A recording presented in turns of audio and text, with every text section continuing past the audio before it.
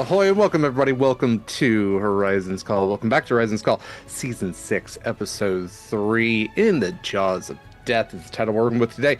This is our 5+ year ongoing nautical campaign using more or less D&D, as it has changed literally in the time that we've been playing.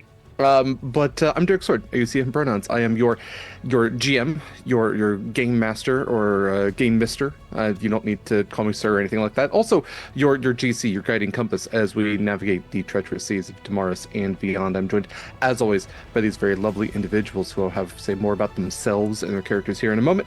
And then we'll do a little recap and then jump back into things because we are mid-combat for this stream. But before all of that, I do want to say a couple of things. First of all, this is a Sword and Key stream. You can find all of our things at beacons.ai/Sword and Key, because Beacons is actually working again.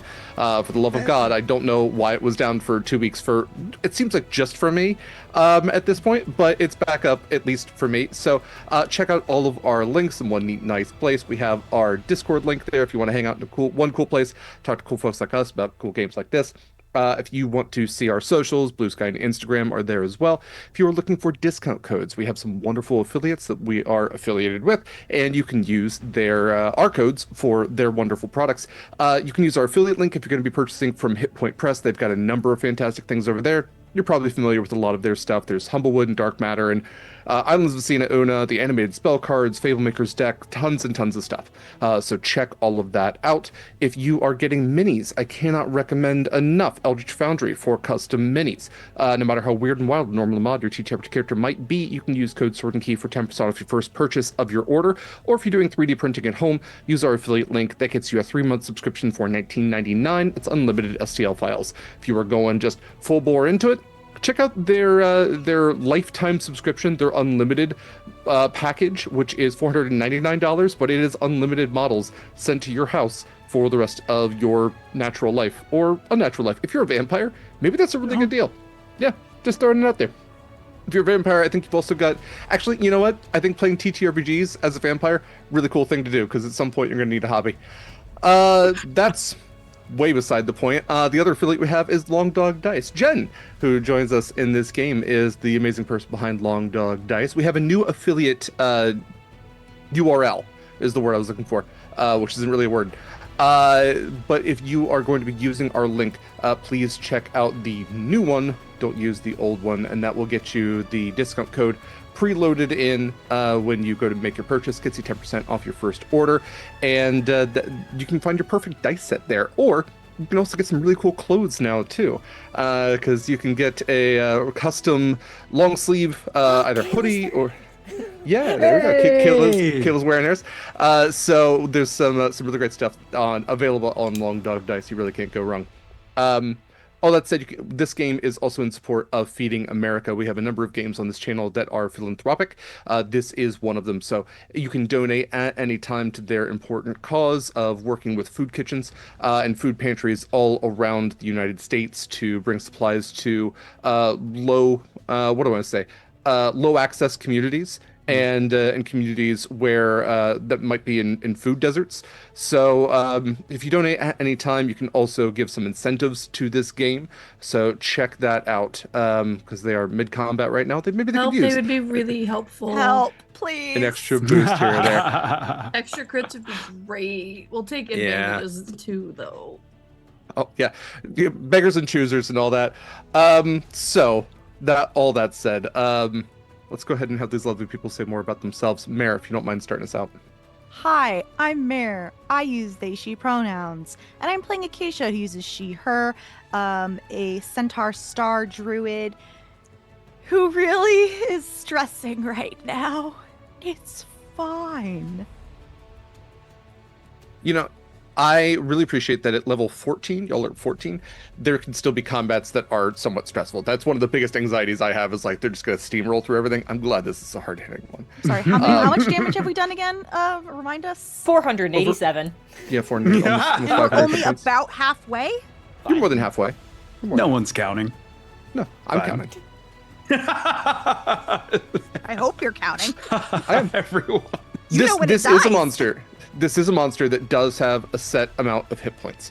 And that number is a joke just for me. And I'll tell you all when we're done. 690?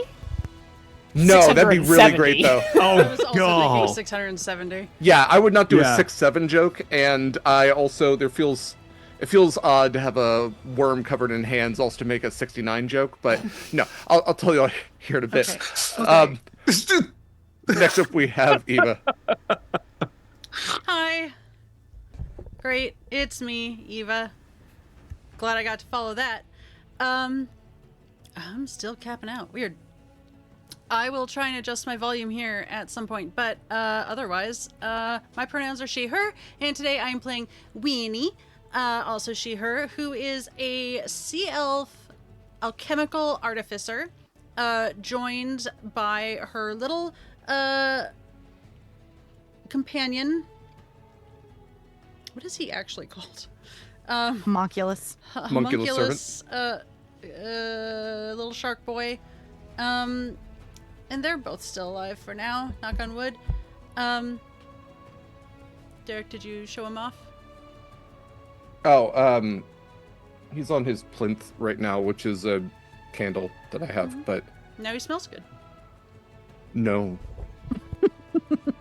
No, because the worst thing to me is somehow the candle gets lit and is lit inside of the shark, which then melts and or inflates at the same time. I don't know. I don't need that tacked onto my already existing anxiety. Thank you very much. You know how combustion works, though, right? Functionally, yes. But like, it's the illogical part of my anxiety. It's like, that's listen. fine. Yeah. I just wanted to thank you so identify much. like the logical versus illogical concerns. Because he Thank is you. a nightmare. This is why I have therapy once every 2 weeks, Yeah. so we can address that then. Thank you so much. Next up, we have Mikyl. Therapy. Hi, fam. I'm Mikyl. He, him pronouns. I play Proximus. He, him pronouns. Also, your Triton Battle Master Fighter. Now that we know. Yes. Now that we've And- announced it. And he is grappled and restrained. Thank It's you. fine, and not Sure in the is. fun way. In No. the maw of the monster. Yeah. mhm. In the arm throat of a giant worm. Thank you, Sassy. Thank Arm you, Sassy. throat? Everybody thank Sassy right now. What did Sassy do? What'd she do? I don't know who donated for what, but I love you. something. I But see what it. happened? I'm sending it Better to not Derek. be a have to black- bump the goal. Please don't be a black spot. She would never. I know where she lives. She knows I can have a drive to her house. I can be there before morning. She would not. Thank you. Only do it to give hugs. Oh, Lord. Yeah. Special thank you to Mikyl, as always, for the incredible artwork that you see on stream, as well as on all of our promotional materials. Mykyl's fantastic artwork can be seen more on the Sword and Key Discord and also his socials. Next up, we have Kaila. Hi, hello, I'm Kayla. I play your Siren Storm Sorcerer Scarlett Shores. It says so on my shirt. It's fine. Cool. Okay. It's fine. It's cool. Yeah, So cool. It's fine. fine. Thumbs up. Everything's fine. Everything's great. I'm not running on low spell slots or anything. That's great. We're doing fine. At least you're not a warlock anymore. Special thank you, as always, to Kaila. Kaila, Jesus Christ. I tried to say both your names at the same time, and my brain couldn't decide who was going to go first. Kaila, Mare, and Eva for often running tech around here. Today, Eva is running tech, so special thank you to the three of them, especially to Eva today. Last but absolutely not least, we have Jenn. Hi, I'm Jenn. I use she, her pronouns, and I am playing Kallista, also she, her. Who's a tiefling, Tempest cleric, and it's fine. She has a plan, and it's gonna be okay. He has like 3 plans. Yeah, she's got somebody else has plan A, somebody else has plan B. She has C, D, and E that are in progressing levels of stupidity. So we'll see what happens. It's fine. Mine's plan B for Bagman.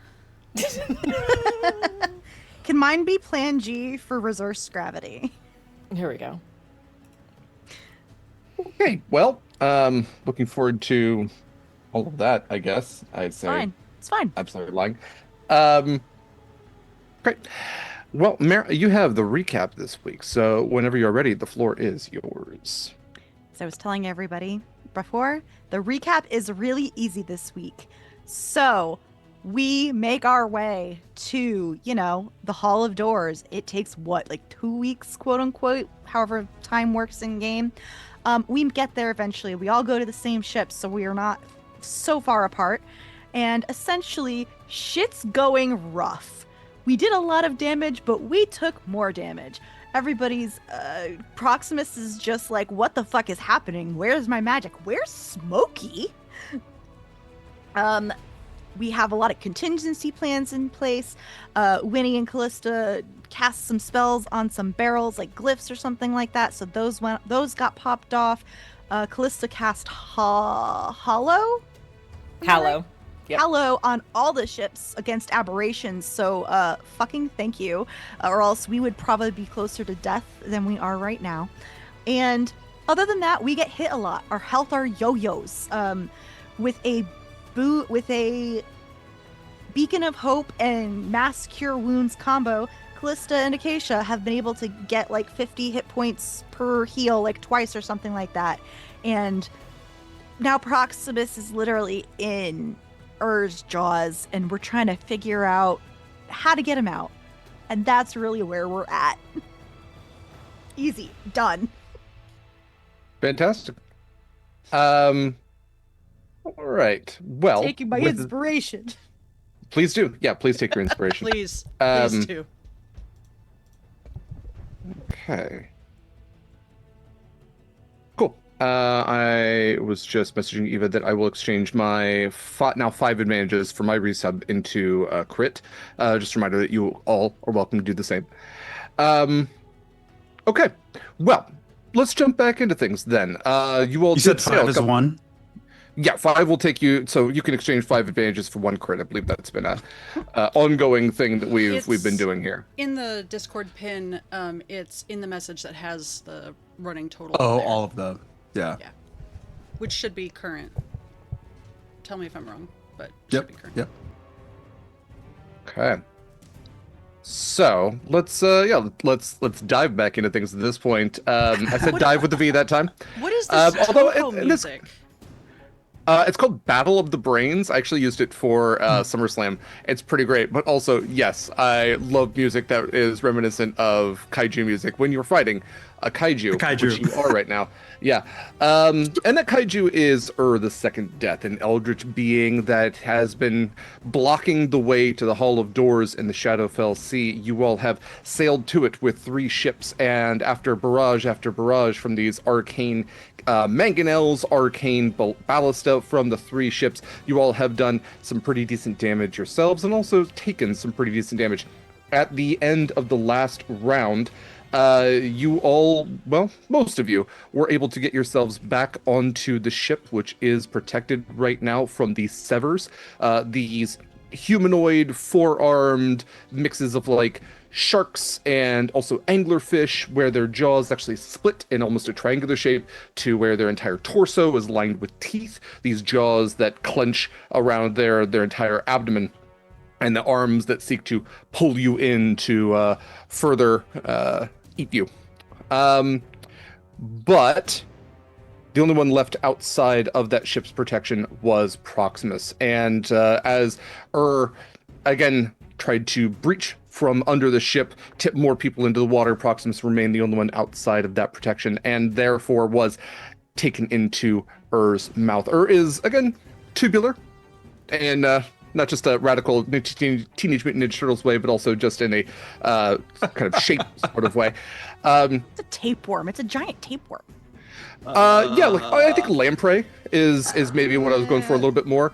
But yeah, the concept is the same, with that circular mouth lined with teeth, each of the teeth held up by these twisting vines of arms, all holding the teeth in place. Its entire body, black onyx in color, but also covered in cilia like arms, all waving and grasping. Every couple of feet, there's another elongated humanoid-like arm reaching out for anything that it can.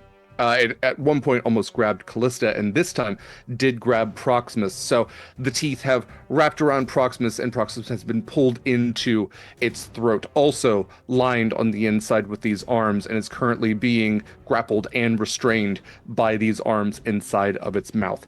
That's where we left things. So we are back to top of the turn order, and we are going to Proximus. So Proximus at this point, let's see here. I think it's a DC 24 to escape this thing. If I remember right, let's see here. I gotta pull that up. Is that a grapple check? So strength? Yes, I believe so. I'm trying to get my tabs back. I lost a couple of them. So, Can't one. blame me this time. If you're trying to double check what the DC is, at the end of last session, you did say DC It was 24. So. I believe it was 24. We can say, because this is grapple and restrained, I believe it's either going to be strength or dexterity to free yourself of this thing. Is this considered a saving throw? It's a great question. Give me 1 second here. Actually, you know what? I'm looking for the wrong thing because I made a stat block for him. There we go. Okay. So let's see. You had an arm-covered maw. You are currently restrained. It says escape DC 24. You're grappled and restrained. If this damage, blah blah blah. It is. So I technically, think it would be your. Yeah. I'm sorry. Go ahead, Mary. I was going to say technically grapples. You can use athletics or Dex. Acrobatics. acrobatics to get out. Yeah. As long as you're the receiver, you can choose either or. Yes, and it's not a saving throw. It would be your action to free yourself. So you are making the choice to get out of it. It's not something that's necessarily inherently opposed upon you. So you can take an action as long as you can do it while being grappled and restrained. But if you are going to free yourself, that will be your action to do so. And attacks will be at disadvantage. Yeah, absolutely. If you can attack, because again, restrained, I'm not sure you have that ability. All right. So,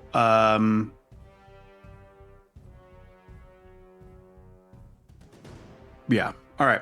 I'm going to use one of my advantages. Okay.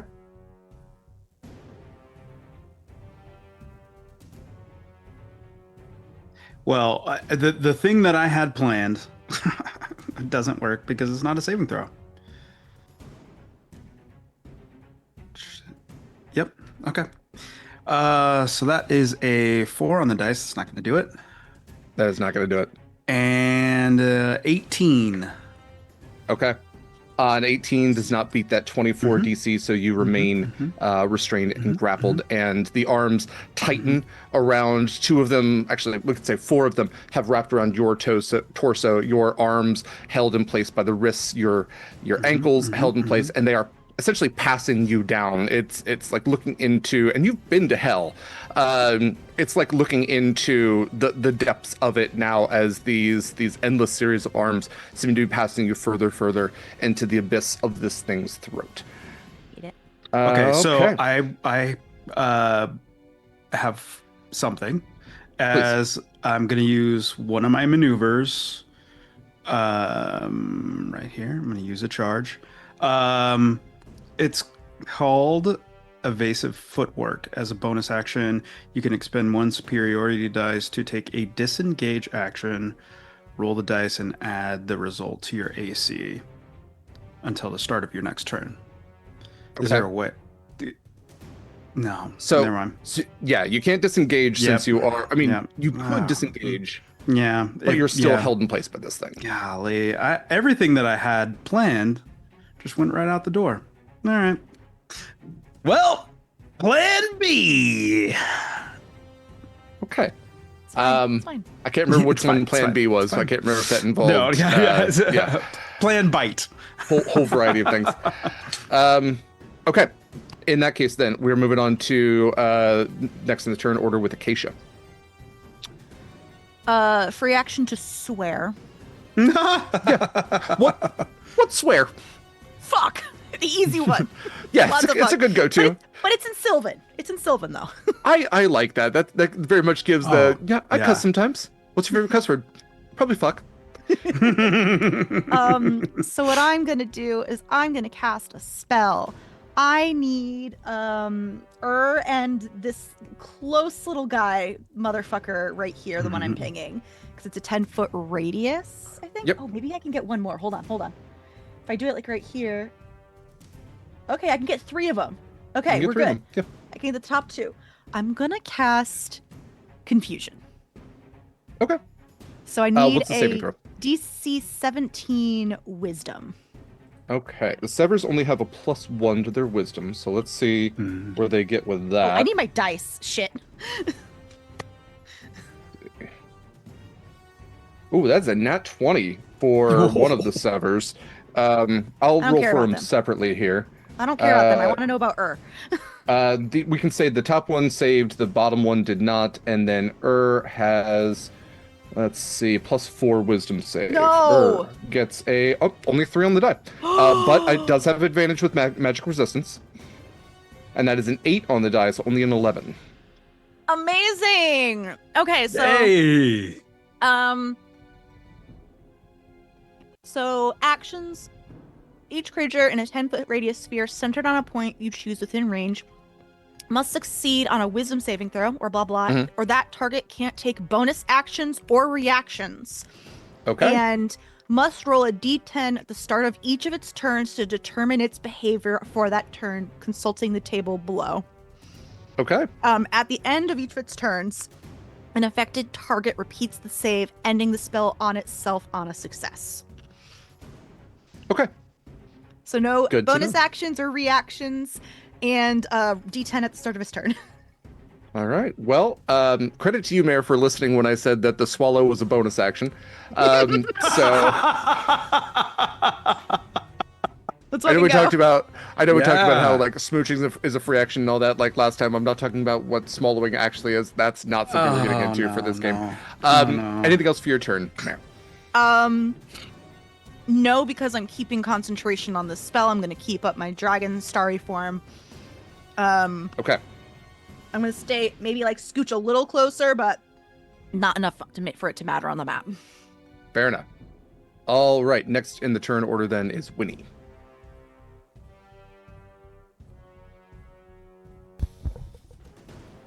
Has Scarlett requested anything of Winnie? No, the just mind go blade? into the bottom of the It's a free action, baby. free action to. I have a terrible idea. I love it. Hit me. Haste me. Hell yeah. That's not anywhere close to the map. You are all the way over there. You are 30. Gonna make me fucking move for this. Actually, I don't know if I have to move. I do have to move. Alright, Winnie's gonna move 5 feet to cast haste on Scarlett. Okay. Enjoy it. May it be tasty for you. I would like to collect up little Jeffrey. I love him, to be clear, and I love his art. I hate that he looks the same size as Winnie on the map. He takes up the same technical Same space, I space. suppose. Yeah. It's Can't take fine. up half a square. I would like to, for my bonus action, I guess, cast Healing Word on myself at 2nd level. So that I Is get... that within the Beacon of Hope range? Because it will be maximized. Oh, hell yeah. Oh. Is it- It's a 30-foot range, so I cannot see where Winnie is right now. Yeah, so that Close is enough. max I'm healing. like Yep. 3 feet from you. Oh, heck yeah. So that is 2d4, 8, 13. Dope. Very nice. And is it possible for me to hold little Jeffrey's hand? Is that an action? Can he, If he's for next to you? his, grab my hand? Yes. Cool. And that will be it for me for the moment. Okay. So Scarlet hasted when you're getting some hit points back. Next up we have Kallista. Okay, Proximus is still in the six mouth, and I don't love that. Um. I'm sorry, it was 13 healing, and Jen, I'll fix it.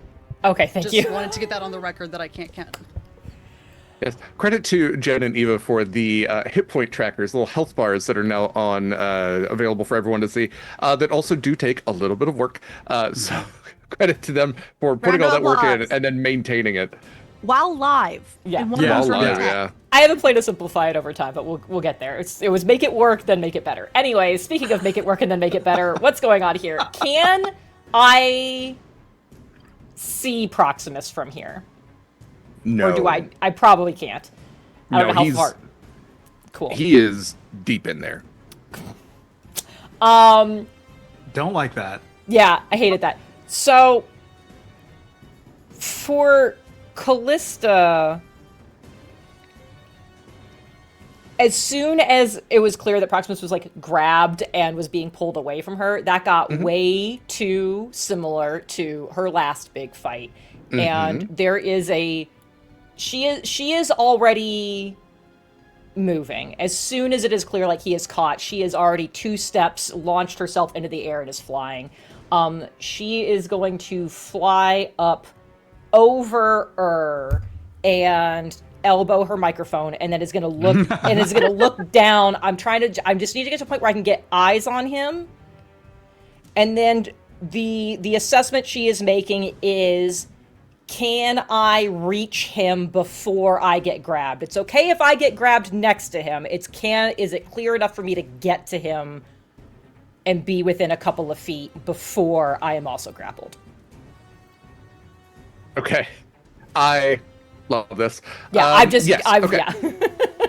No, when you have bird's eye view, you Yes. would be able to see, like, it's kind of, it's not stationary. It's a giant worm. It's all wiggling around. You'll be able to look down its gullet and see Proximus is a good, 40, 45 feet down this thing's throat already. Cool. Again, the inside of it lined with arms, all Yeah. of them grasping. But he's like, is large enough that it's like I could probably get to like the same level, and then if I got close enough to get a hand on him, that's when I'm in danger of being grabbed. I can at least get to him. You could. The danger is, again, with it wiggling all around, it's you also compensating for the wiggling, so that way when the throat kind of Cool. like moves closer to you, you don't get grabbed. What we could do for this is, if you were going to try to Last Starfighter this and try to fly in towards Proximus, it will be essentially a saving throw to avoid getting grabbed before you get to him. Cool. And then once you are there, we'll have to establish something else. But is that your course of action? I hate it. If Kallista's perspective is I can get to him, then yes, that is what I'm doing. It's not impossible. Yep. She's Okay. gonna go for it because she has a backup plan in case this fails earlier than she wants it to. Okay, so I'm not going to necessarily impose damage on this because you are willingly flying into this thing's mouth, and you can probably avoid the teeth, which is where a lot of the damage comes from. You're still looking to have, this is going to be a dexterity saving throw, DC 24, to avoid those arms. Okay, well, at least I am still hasted, as a reminder from last time. So at least I have advantage, but I have to get a nat 20. That's not it. And that's not it either. Is there a crit you would like to use? You have 4 crits and No, it 6 needs to be updated. I have Oh, 3. okay. I have 3. Okay, you have 3 crits. Yeah, I'll go ahead and use one. Yep. Okay.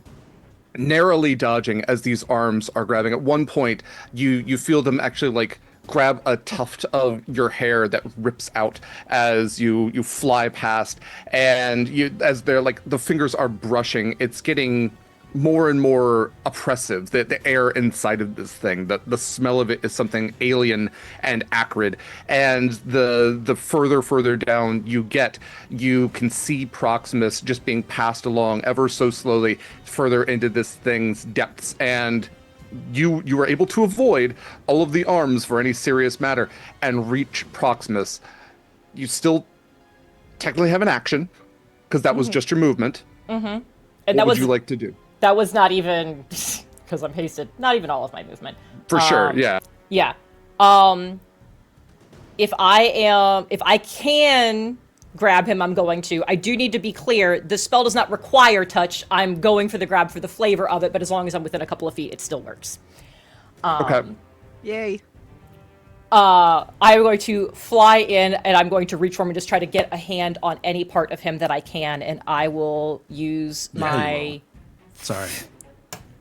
I will use This my... is kinky enough, okay? I will God use damn it. my remaining 5th level spell slot to cast Storm Door. And because I've done it at 5th level, I can take someone with me. Yay. It has a range, because we've established there's a storm overhead, has a range of 240 feet. I'm not going to use all of that, but I am going to make sure we go straight up. We are 60 feet past her to get out. Because I do have to see the space I'm going to, so I can't, like, get us back to the ship immediately. But that is what I'm doing with my action. So it's as the head of this thing again is just almost spiraling at this point, realizing that it now has 2 victims. You are able to see this cloudy, green-lit sky, storms raging above, just in these blinks. And as you put a hand to Proximus, you cast Storm Door. Remind me, is there any damage or anything that takes from that? Technically, it's like piddly damage, but technically it is a dex saving throw. Okay. And he will take 2d12 on a failure. Every point counts. Also that. It was an 18 for the dex. Okay, yeah, so that just barely saves. So he'll take, that would have been 9 lightning damage, so he'll take 5. Okay. Yeah, not doing it for the damage, clearly. Doing it for love. Yes. Yeah. Okay.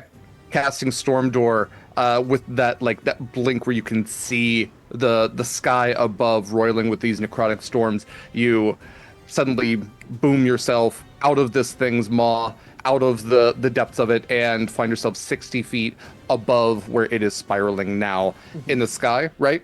Yep, yeah, we're just straight above him because I have to go somewhere I can see. I will say to Proximus, do you want to stay right here, or do you want to be back on the ship? He's smitten. This is what the face is. Whoa. Oh. Proximus, I cannot express to you how slimy you are right now.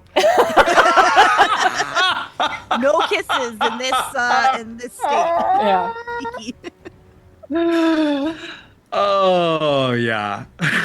I'm glad that we had that visual.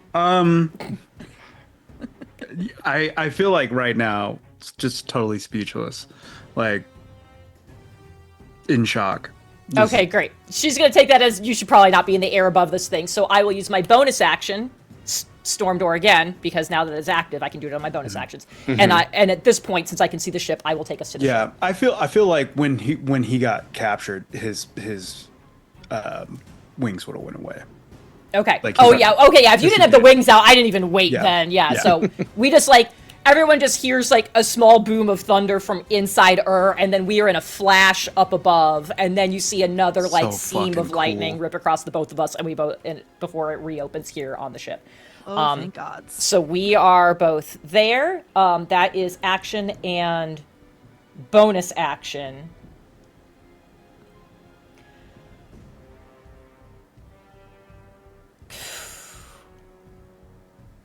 Kallista she just had this moment where she was like, I'm going to lose Proximus the same way that I lost Amara and Kristoff. And now that he is safe, there is this moment where something in her has broken. And she is like, if we were underwater, this is where pure panic would set in. But we have clear open access to a sky.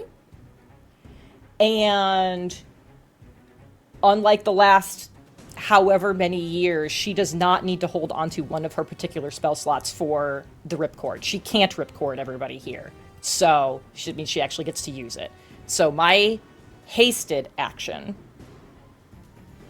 I am going to, after we are both back on the ship, hand over the symbol for Avandra. I'm going to use my 7th level spell slot. to cast the spell Grievous Wounds. Okay. Tell me what that does. There is no save, it just happens.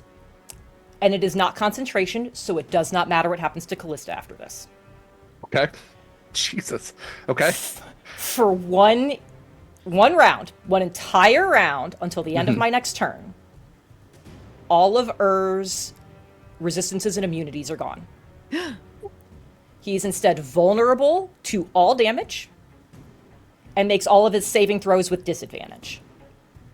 Correct. You're a butt. Okay.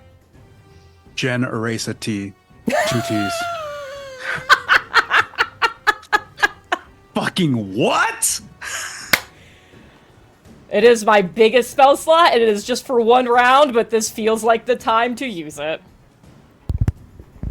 We put Proximus back on. Yeah, I can't grab his little guy, but Mikyl, I'm begging you. anyways, that is all of the things I can do on a turn. So, Quite a few things. yes, many things. Scarlett.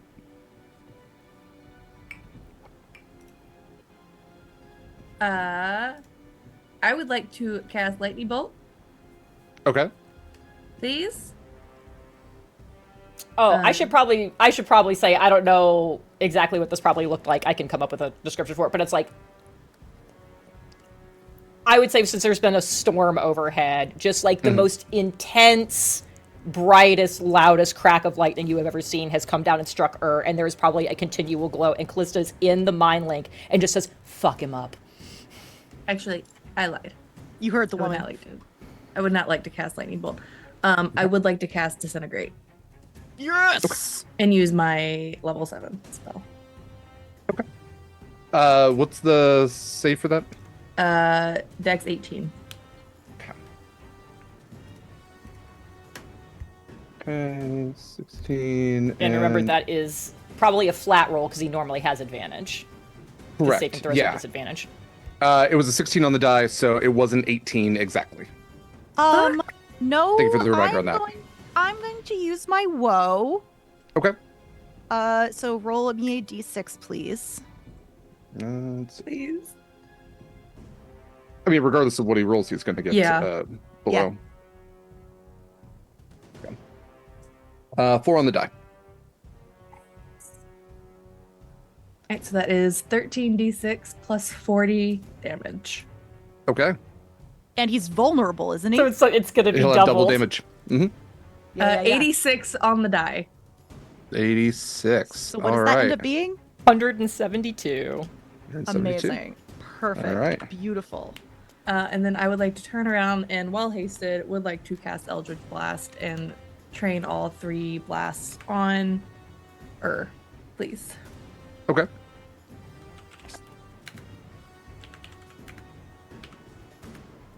I have to find 3d20, please. 16, dirty 20, and 22. The 20 and 22 will hit. Okay. First one is 6 on the die. Mhm. Second one is 9 on the die. Okay. So 15, so it'll be 30 points of force damage. All right. Cool. And Anything then else I for your would turn? like to. I'm gonna go hang out next to Winnie. Okay. All right. Ur's turn. Does not have reactions or bonus actions, and does it make the save at the beginning for confusion Nope, or end? at the end. At the end. So Okay. 1d10 So it- at the start of each of its turns. Let me know what you get. Okay. Let's do a d10.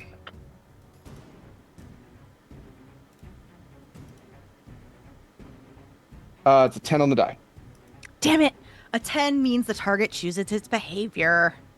Oh, That's okay. It's okay. All right. In that case, dice back where they belong. There we go. Okay. In that case, is going to, with everybody back on the ship, So really only 2 things it can do. We're going to see if we can get a beam of anguish back. It does not. So it's going to try to knock y'all off again with a breach attack. So another DC 18 dexterity saving throw from everyone as it again dives under the ship and tries to push up the ship into the air to knock everybody off at this point. That is an 18 on the die. 18 first. on. Yep. Also 18 on the dice. Triplets! Let's go. Don't worry, I got an 8. Oh shit. It's fine. It's fine. Kallista did what she needed to do. She's good. You saved your It doesn't. bait. You're back. You have to When you said it survive. doesn't matter what happens to. You have to fine. survive, please. It's I'm sorry, Dex. Yes. Dex 18. Okay, I rolled an 18 on the dice, so 24. Quadruple. We all rolled 18 on the die except for Kallista. But that's All gotta right. be It expected. tracks. Her dex is garbage, and she's a wee bit distracted. Okay, Kallista, Yeah. let's see. Let me do that.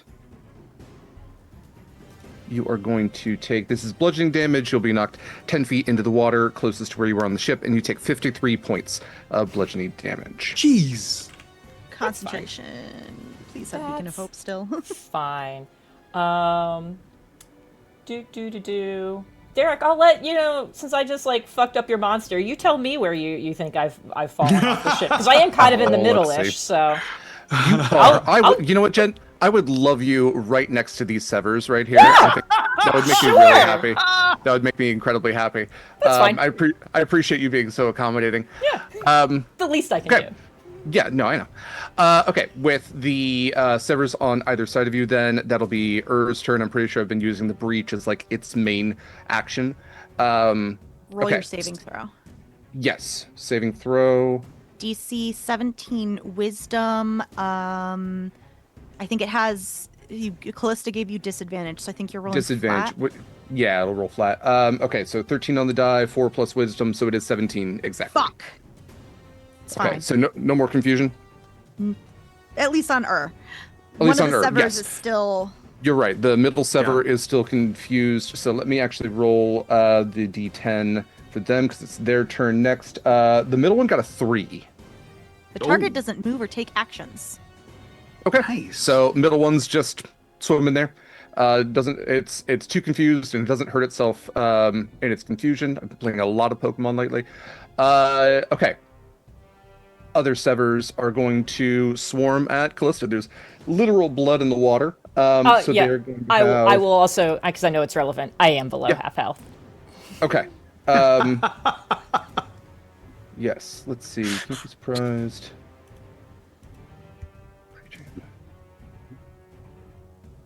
Okay. Great. Yeah, they're gonna have some claws and bites coming at you, and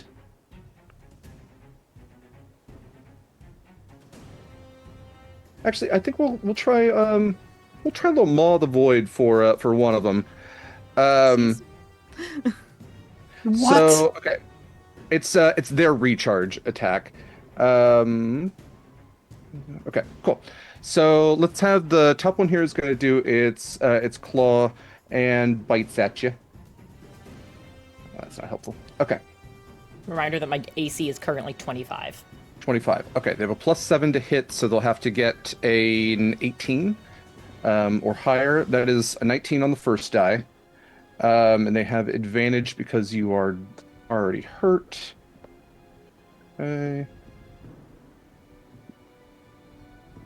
Okay, so only 2 attacks. It's going to be 1 claw and 1 bite. For the claw attack, you're going to take 10 points of slashing damage. For the bite attack, you are going to take 15 piercing. And I need a strength saving throw, please.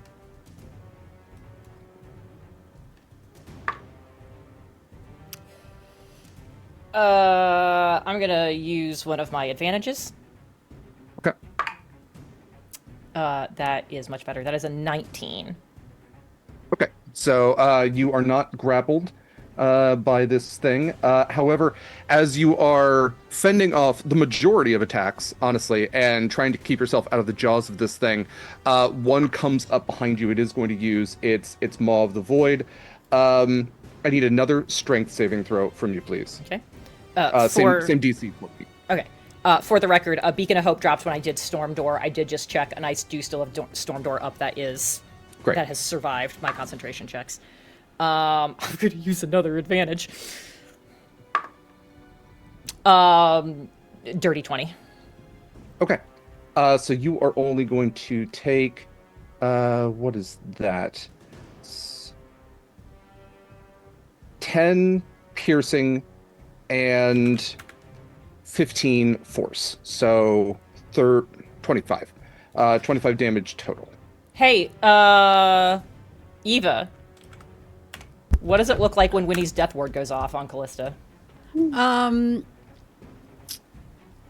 Like when the sea is a little bit foamy and it's like coming in and crashing against the shore, it just sort of like washes all over her, and it feels kind of like jumping into a cold ocean on a hot day. Cool. Anyways, yeah, that I'm at 1 hit point because of the Death Ward. You are muted as you're telling me how we were about to ruin no, my you're day. all good. No, you still have the 1 hit point. The thing is, because you did succeed, it has all 4 arms on, like, grabbing at the sides of your arms. It is trying to pull you into its torso jaws. It is trying to essentially, like, almost cocoon-like, trying to wrap around you. You're fending this thing off. You're not grappled or strained or anything like that. But that is what it appears to be trying to do. Okay, so That yes. As soon as that Death Ward goes off, in the Mind Link, she's like, I need you to trust me. I'm fine. Kallista, you heal are also or no heal? You're also hemorrhaging right now from that attack. Okay, what does that mean? So at the start of your next turn, you are going to take 1d4 points of piercing damage. Cool. So, if Not a I'm... lot, just... But enough, since I'm at 1. So, okay, this is good to know. But enough. Yeah, enough. That's In the fine. mind link, It's okay. directly to Kallista, not anyone else. So Okay. heal or no heal?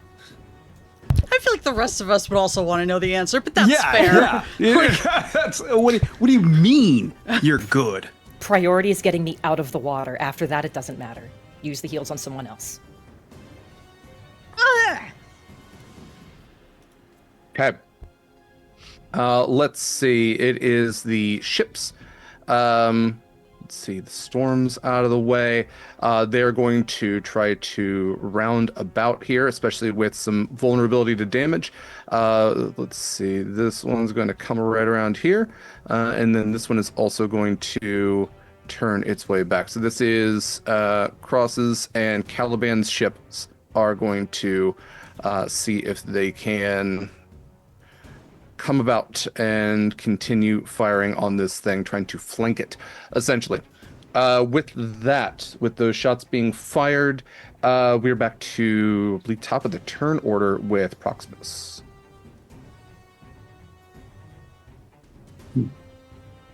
Slimy, he's going to then jump into the water. Can one of us try and grab this motherfucker? Sorry. Jump just as you were saved. I'm sorry. Well, yeah. Wait. So Jumping- my are you understanding jumping in the is water? you need to get out of the water. From what you said over the mind link. That is No? that is what she said. She needs. That's to be what she not in the fucking water. said, right? That is what she said. Okay. Just Okay, it's fine. It's that fine. was the main priority. Yep. So yeah, he's gonna jump in. That's how far? Let's see here. 15 feet. Would we say 20 feet down? Yeah, It's, 35 feet. So that's, yeah. it's got a That'll- relay race of himbos. Yeah, fucking facts. One of my players was wearing a himbo shirt today, and now I want to get one for Yeah, I need one Proxy. Michael. for sure. When he gets there, he's going to grab Kallista. I suppose that would be my action. Mm-hmm. I should probably do that, but whatever. I'm going to use.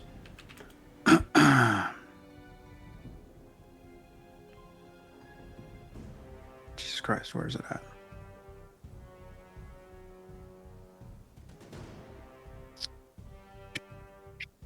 What is it? I want to say second wind, but it's not. Second wind is the thing where you heal yourself. Yeah, Action surge is the thing where you have to go surge. again. I'm going to use my action Yes. surge. Okay. I'm going to pop my wings, and we're going to move like 5 feet out of the water. But it is what it is, right? We're going to, with that action, then move 40. So it'd be 45 feet straight up. Okay. That is going to be 4, I guess technically 3, because one of them is still confused, but that is 3 attacks of opportunity. I'm going to use my maneuver, Okay. and that is evasive footwork. As a bonus action, you can expend 1 superiority dice to use your disengage action, rolling the dice and adding it to the result of your AC until the next. Okay. That will count for My next you. turn. It will not count for Kallista. Now wait a minute though. As funny In as my that arms. is, as Yeah. funny as that is, forced movement, as rules is written, you do whatever the fuck you want. Mm-hmm. But rules is written, forced movement does not provoke opportunity attacks. It doesn't. I would also argue that this is an inherently forced movement. This is almost assisted movement. Okay. So what I will say for this Mm. is, Proximus, you're disengaging? Is that right? Yeah. Okay, so no attacks on you. What I will say is, because you are carrying Kallista, we can do the attacks of opportunity at disadvantage. Is that fair? Okay. Okay. Don't Please ask tell me me. if it's not. But yeah. Well, I'm not the one that's gonna die. I'm sorry. I should ask. Arms of Is that someone else? is that making you sad? Sorry, I shouldn't ask if it's fair. Yes. I mean, Does I'm that make anyone slimy. unhappy? I'm slimy, wet, and very sad. Yes. God, this is so horny. Okay. Go ahead and clip it, Ashley. We know you're going to. So slippery. All right. Well, let's. The Severs will do 2 claw attacks. And this will be a disadvantage, so their claw attacks only have a +7. To be fair, is there? Okay, can we make a bargain here? It's gonna be fine. It's gonna be fine. no, Derek, no, no, here's the thing: no, is Derek is creating a problem for himself if he hits me right now. So this is fine. Well, what I was gonna say is the purpose is to get her away from them, and he would shield himself, or he would shield her with himself. She's still To in do your that. arms. Ashley's Can I taking di- so can many I notes disengage Okay. for her and take the I will. disadvantage? Okay. Here's what I'll do. I will roll at disadvantage, but at this point, I am not trying to hit the 25. I'm trying to hit the 20 Okay. for Proximus' AC. Okay. It's a 24. Oh, because you've added. I okay. rolled. Yeah. So still yeah. pretty similar. Okay. Yeah. Yeah. Okay. So the claw attacks from the Severs all miss. At this point, we just need to avoid a body slam attack, which still at disadvantage, +15 from The fuck? that Body is- slam. That's what it would be doing if your Okay. fucking ship was available to be hit. I'm so sorry. Oh no. No, you're not. Okay, that is.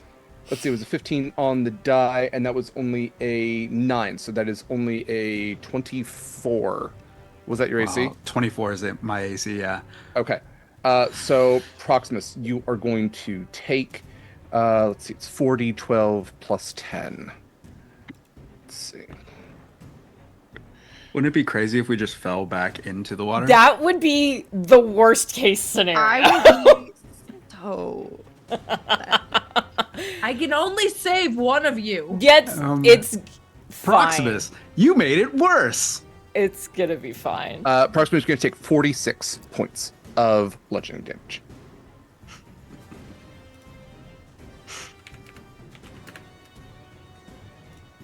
And those are the attacks of opportunity.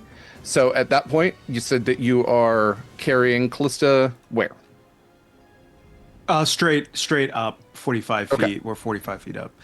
Okay. So almost like flying alongside like a skyscraper at this point, just covered in arms that are all Wait a reaching second. out for you. We can get back he on the doesn't. ship, right? He doesn't get a reaction. Nope, he does now. He succeeded does on now? the yeah, Oh, he he succeeded did- on the okay, confusion okay. save. Yeah. Gotcha. Yeah, that's why there were only 2 opportunity attacks from the Severs. One of those is still confused. Gotcha. Yeah. Whew. Okay. Are we staying in the air, or are you putting me back on the ship? so I don't important know for me to where I know. should put you since this is the second time you've flown off of it. Facts. The But- ship has Hallow on it. Get on the fucking Yeah, ship. yeah. And why did she fly off the first time? Proximus. No. The first time she got bucked off. Listen, The if same we start thing pointing happened. fingers now, Oh, yeah. has so many hands to point fingers. I don't Yeah, think we wanna... You didn't mean This is- voluntarily flew. This is right. This is now the Yeah. third time. There's you've one been set off of the arms ship. that's so excited this is happening, it's just clapping. All the other arms are so mad at it, Horrifying. drowned out by everything else. Yeah. Callista's We would definitely go to the ship. Yeah, I was like, Callista's actively bleeding out, and it's 'Cause like, I I need to can- be on the ship. I Yeah, need to be on the I ship. think 45 feet would get us back onto the ship. Cool. Okay. All right. Well, in that case, back on the gosh. ship then. We still have Earth still has vulnerability for the rest of this until was it the end of Callista's next turn? The end of Callista's next turn. Yeah. So Acacia, it is your turn. I think it's a 10-foot sphere. Ugh, fuck, I can't reach any of us. Hold on. Can I make a revision on where y'all landed? Just slightly. Oh yeah, I mean, Closer to the railing. that's. I would Sure. tell you. I would tell you that Proximus would stay away from the railing. Just But next to I'm me. next to I'm me. trying to get to a weapon. Yeah. So Okay, cool. So technically, Proximus is in range. That's fine. So I hit everything plus Proximus. At the start of my turn, I am going to change my starry form to the Chalice, and then I'm going to cast Wither and Bloom at 3rd level. Wither and Bloom is going to be on 1, 2, 3d6, unfortunately. Actually, how many arcane cores did we have, and are we allowed to have kept some on our person? We have 6 times 3. That doesn't sound right. We did have a couple left over because Winnie wanted to not use all of them. Yeah. Would it be okay to say we had maybe like 1 on each person, or however many? Well, if 6 cores were used out of... That's only 18, right? So yeah. That's... Yeah, unless you all stated that you were keeping them anywhere else. I don't know who is keeper of the cores right now. Yeah, who is keeper of the cores? I mean, they were Winnie's, so once the ships were done, but if anyone wanted them... I think I probably would have wanted to grab 2 if that's okay with everybody else. Yeah, I'm gonna say 2. Went In that 2. case, I would like to use one of the cores, Derek, to use one of the abilities we were talking about. Okay. Can be used to amplify 1 spell to a crit. Mm-hmm. So I don't think it'll have any use on the healing aspect of Wither and Bloom, but I'll do 3d6 and 6d6 instead of 3d6 on the things as a crit. Sure. Calculator. So for damage, it's 3, 4, 4, 2, 5. That is 21 points of damage to which I think he's vulnerable to, so it's going to be 42. 42. Mm-hmm. And then, in addition, one creature of your choice in that area can spend and roll one of its unspent hit dice to regain a number of hit points equal to the roll plus your spellcasting modifier. Since it was a 3rd level spell slot, you can do you can use 2 of your hit dice, Proximus, right now. And Okay. since I switched to my chalice ability, you're gonna get, where is it? I think 2 extra d8 plus 4. 2d8 plus 4? So 2d8 plus Plus 4, my... and then two hit dice rolls, which is your d. I'm assuming d10 16. plus con. Yeah, d10. D10 plus con. Yeah, so that's 20 plus 2d8. That is, I rolled shitty. 5, so 25 plus 4, 29. If that's what your math is. Yeah, golly, that helps. Oh, Good. sheesh. I needed that. Thank you. You are welcome. And I Thank think, you very much. In your Yeah, you were probably Oh. like, yeah, the stuff was like, get close to the edge. I'm gonna fucking heal you. In that case, I think that's all I'm gonna do. I don't think I have a lot of options for bonus actions right now. Wait, I lied. I can do a healing word. Yeah. You know what? I'm gonna spread the love. I'm gonna give a healing word to Winnie. Oh, thank you. 2d4 plus 4. Am I rolling that or are you? It doesn't matter. Do you have your Oh wait, no, I'll do it because we also get the 2d8 plus 4 as well. So 2d4. Wait, and- is this not part of the beacon? It's not. Beacon dropped when I had to do Storm Door. Oh, that's right. Right. Okay. Yeah. Okay, so it's going to be 2d4 plus 4 and 2d8 plus 4. And you're rolling it, or you were just saying I don't. Yeah, we can go to the next turn. I'll pipe in. that'd be when I say- amazing. Thank you, Yeah. I'll put in chat how much you get back. hero. Is in between actions here going to take a legendary action for its legendary resurgence. It is going to essentially a few of the arms are going to extend even further and reach out and interlock fingers with the hands on 2 of the severs, and you'll watch as they get slurped back into this thing, almost like splatting against it and reabsorbing into this thing. Into the side of so it will leave the top one there, and it is going to regain some hit points. Hit that.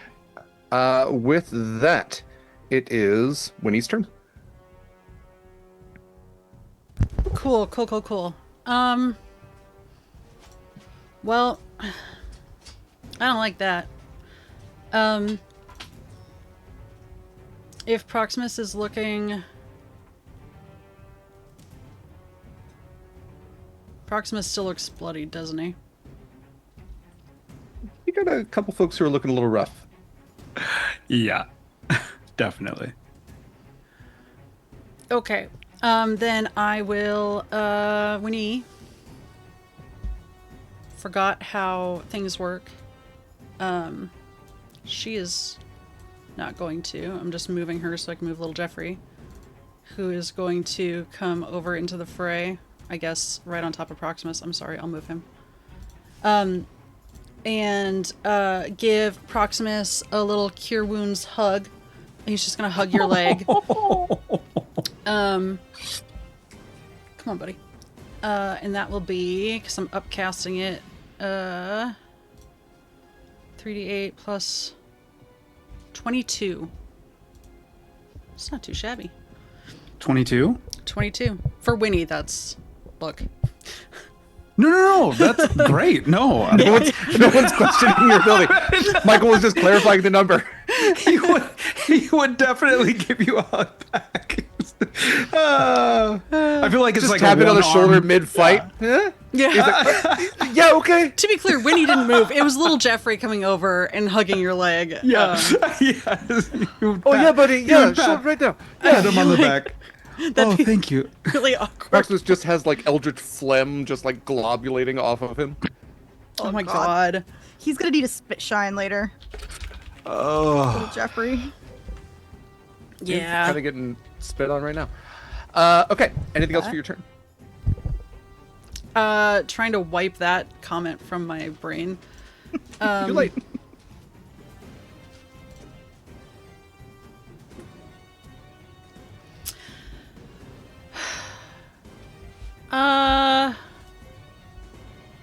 Kallista.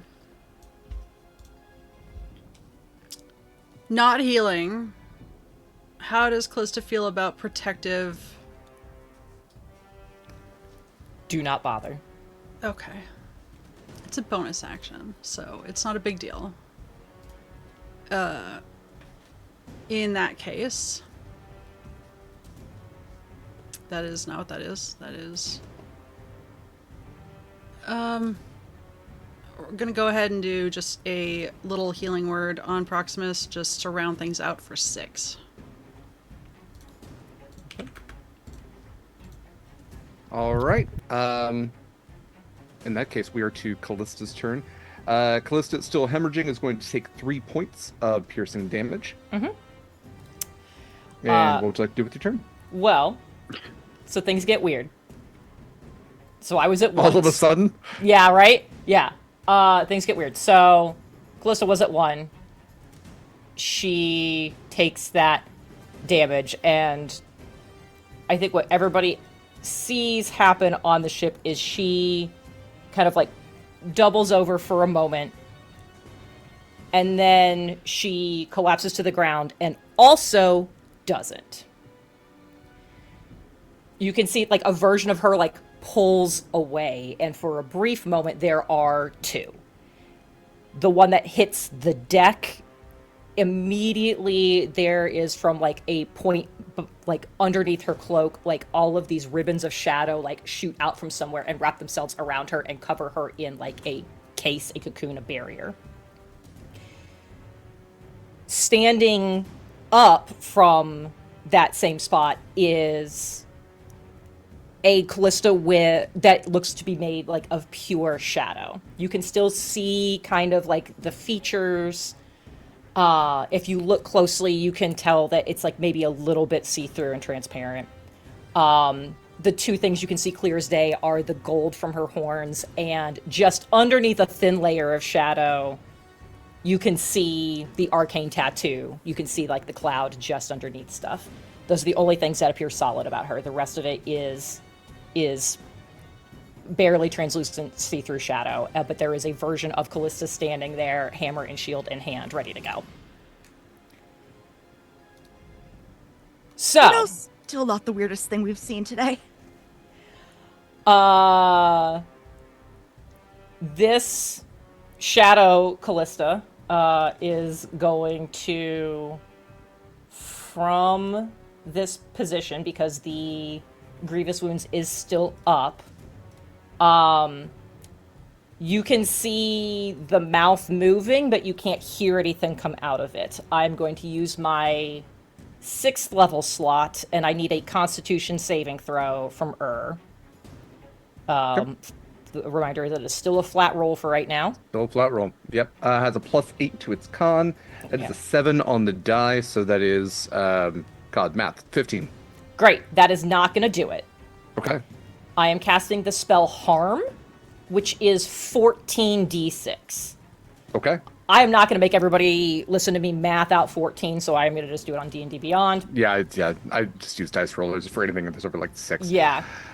I do dice rollers for anything over 3. There's a lot of 6s there. So that is 48, Okay. which, because he's still vulnerable, is 96. 96? Yeah. Let's fucking go. I'm I don't think it matters. Technically, his hit point maximum is reduced by that same number, but I don't think it matters. Okay. But it is something the spell does. Assuming he is still very much alive. This will be the cool thing, is everybody can actually see what happens with the tattoo when she uses it now. I am going to activate the tattoo to quicken a spell. Everybody can see that tattoo like shift, and like this lighter colored cloud immediately goes dark and is roiling, and you see a crack of lightning appear across her chest, and like this bright silver, and it stays as I use one of the charges. And I will cast a 4th level Call Lightning, which I believe, since there's a storm overhead, makes it 5d10. It will be a Dex saving throw. Finally, one of my few things that's not Constitution. Okay. There's a +2 to Dex. That is only an 8, so it's a 10. Great. I'm going to use a Channel Divinity that makes it 50 thunder damage, and because he's vulnerable, it is 100. Yes. Okay. All right. How's her looking? Well, I'm gonna do just a little change up to the music here. As I'm going to flat out tell you that is starting to sway in a little more of a, I would say, upsetting to himself, but perhaps encouraging to all of you sort of way. The arms are starting to flail in almost a defensive sort of deal. Ur's looking pretty rough. You're starting to see these cracks, these veins appearing all over its form. The bulging of those pockets that may have more severs inside of them also undulating, and seems to be having a difficult time constituting itself at this point. Yeah, I'll just kind of, I'm not going to give you a number, but that was a pretty significant strike just there. So anything else for your turn, Kallista? Well, unless we're going to say that the haste that's on Kallista applies to the shadow, I am out of stuff to do. I don't see why it wouldn't. Fuck I mean, yes. unless it dropped when you, like, does haste drop when you hit 0 hit points? I guess that would be the... Because it is just I did so much digging, I don't think that surprises you at all. No, because, haste does not drop on the target, even if the target drops, which gets weird in certain cases. I like love a this really one. fast corpse. Yeah. Yes, pretty much. In that case, the corpse would technically have advantage on dex saving throws, which is insane. But yeah, if that persists, then I still have another action, so I will pull a second bolt down, and I will need another dex saving throw. That is a 19 on the die, +2 is 21. That will save. So I will go ahead, because what else am I gonna do? I will go ahead and use my 3rd Channel Divinity, which would make it max damage. He saved, it'd be half. He's vulnerable still. It'd be doubled, so he takes 50, is the end result of that. Okay. Had 11 hit points left. Yes! Queen! Shit! Kallista taking him out with 39 extra damage. How would you like to finish off the second death?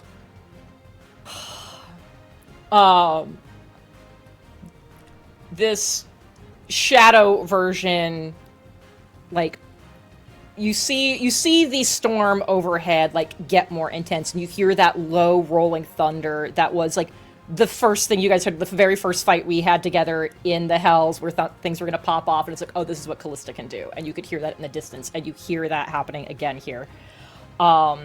As she pulls down, like, one crack of lightning, you can see from, like, the center of her chest, like, inside through the shadow, you can see some of that electricity kind of, like, spidering. And when it doesn't fall, you can see the shadow, like, go to its knees in, like, absolute prayer, and a second bolt comes down, just straight down through the middle, and spiders out through all of and you see all, like, the little arcs of electricity between all of those arms. That electricity channels down through this creature, and as it does, you can see into the water the impossible length of this thing as it begins to illuminate, that electricity just channeling further and further throughout this thing, rippling for seemingly miles as your eyes, with your super high perceptions that all of you seem to have, can see it just like arcing all the way through this almost impenetrably black ocean. And in a moment, it seems to finally hit its terminus point as the entirety of just explodes. Almost just atomized, as it is no more. Its arms, its body, the teeth, everything just turning into bits of black dust that all just sprinkle slowly down towards the black ocean. And when they hit, it is impossible to even know that was there. The Sever also seems to just globulate, disintegrate into the water as well. And you all stand victorious in the Shadowfell. Do we all stand, Kallista? Part of Kallista's standing. Yeah, that shadow's still there. Let's address that when we come back from break. Oh God. It's about that time. Please stick around. We'll be back in about 10-15 minutes. As always, we appreciate your patience as we here at Sword and Key Farms have to put away our horses. Not a euphemism or a metaphor in any way, shape, or form. Please enjoy our ad reel. Make use of any of our wonderful affiliate codes for some discounts for some pretty amazing things. And as always, please consider donating to Feeding America, an important organization where you can also boost up our game. Stick around. We'll be back. And welcome back, everybody. Welcome back to Horizon's Call. This is Season 6, Episode 3, In the Jaws of Death. A combat with the Second Death, an eldritch being now defeated, now annihilated into nothingness, into the entropy that it once embodied. You all stand on the deck of the ship, captained by Captain Callisto Everhart. The seas are still in a way that you haven't seen in a long time. The waves almost seem slowed, and in places it almost seems like a impenetrable glass. It's still dark. The clouds still rumble above with that green lightning crackling through, an ever-present part of the Shadowfell seas that you sail upon. In the not too distant, you can see the other two ships that sailed with you, having taken a little bit of damage themselves. And even at this distance, you can hear the cheers coming from the crews of those ships. The crew of the ship that you are on now, a literal skeleton crew here in the Shadowfell, also celebrating. Kallista is not wholly herself. Many of you have also taken some damage. Is there anything you all would like to do? Acacia at this point has involuntarily fallen to all four of her knees and just has her head pressed up against her staff, shaking either from leftover adrenaline or like relief or who knows, and you just hear her muttering to herself in relief.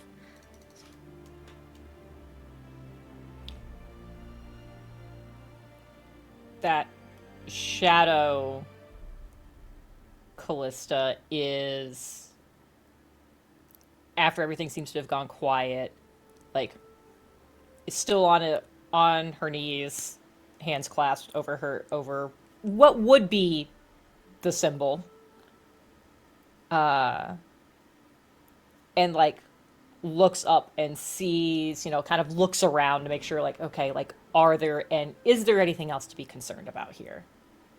And after it's clear that, like, there is no present threat, turns to the other form of Kallista that is still covered, and then just resumes that praying position for a bit.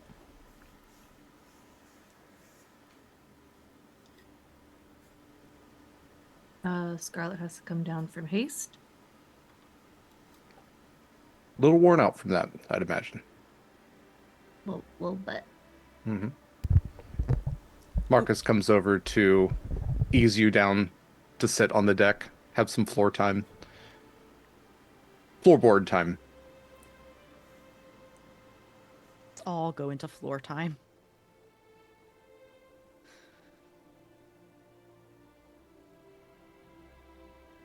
Moments pass. Jenn? I was gonna say, I was like, if nobody else has anything, not it too much time, depending on how much anybody's looking, it either feels like forever or no time at all.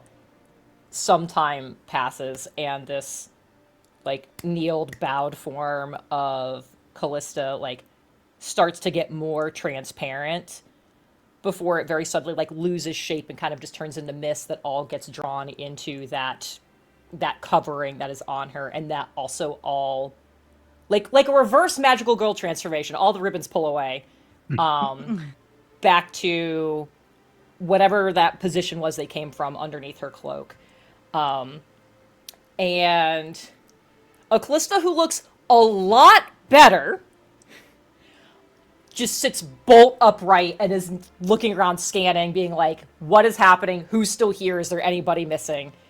And finally, we'll just look at whoever is closest to her and be like, "So did we do it?" It is okay. Winnie's just been staring at the spot where dissipated. I think so. We're all alive. He just flops Earth's back down gone. on the deck. For everyone else's knowledge, Kallista currently has 100 hit points. Better She than me. woke up and she Don't let me looked, get my blood on you. That's pretty she yummy. looks a lot better. Great. Too shiny. We're alive. We're alive. We're alive. Yeah. It's fine. Winnie's just hugging little Jeffrey like a stuffed animal in front of her. He just kind of looks back as you're hugging him. Am I alive too? Yeah, buddy. Yes. You did good. Did it.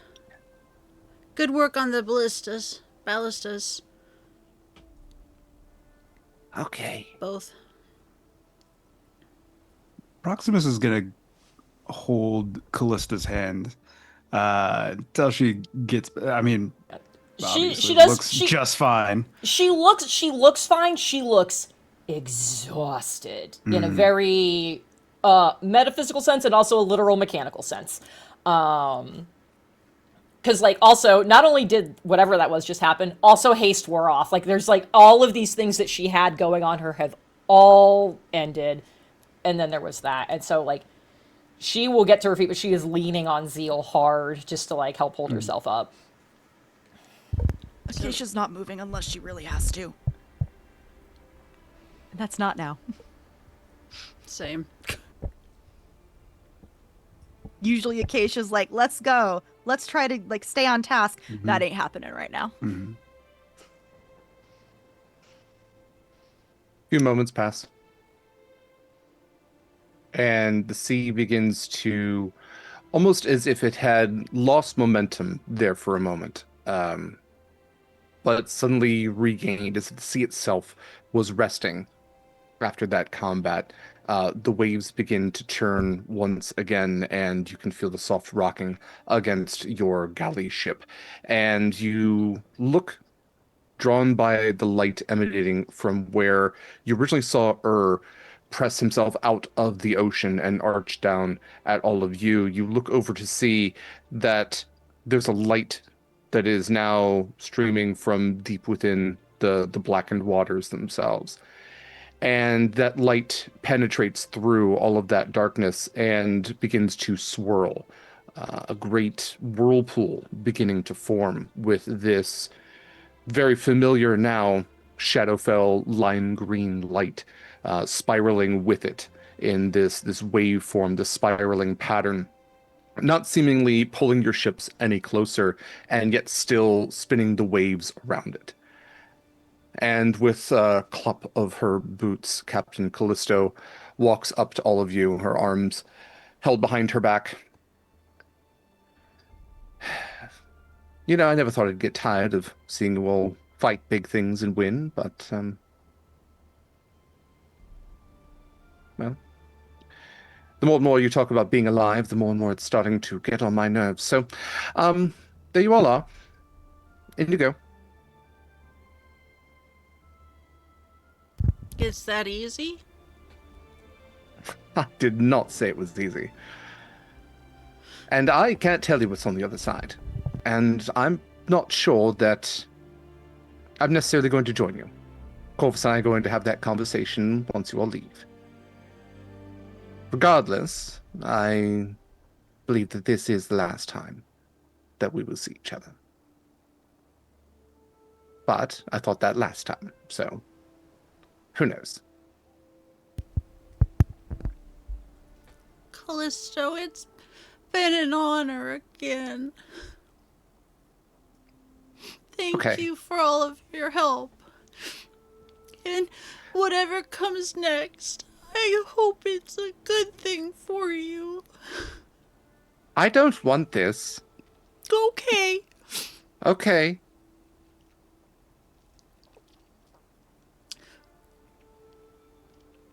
I died once. This is just... I need to check my ledgers and see if I paid off my debt, honestly. You all have things to do. And also, the water here is not good to drink, so crying only dehydrates you more, Winnie. I don't know if that counts, because I'm a sea elf. Mm-hmm.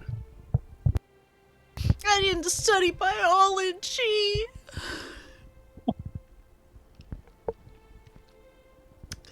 My mom wanted me to, and I didn't. Now I'm here. Oh, And it's terrible. I'm gonna pat think Winnie it's on the bad. back. It just, I think it might be it's time okay. to go. I'm just tired and hungry. I think at Callisto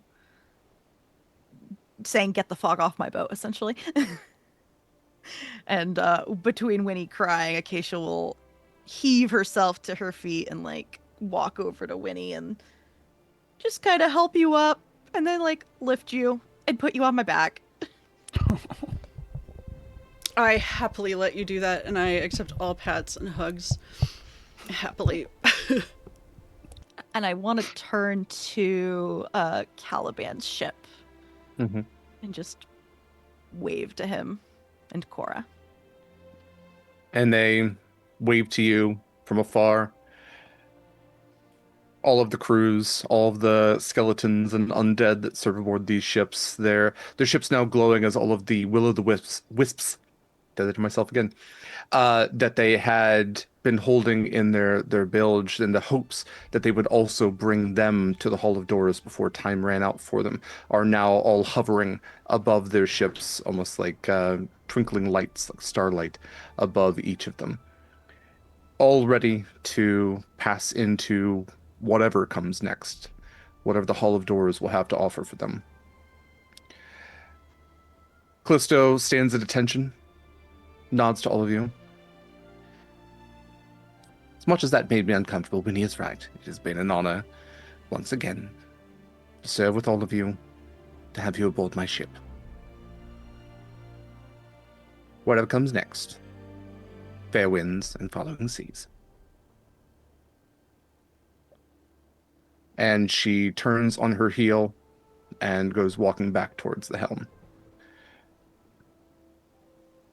Corvus stays back.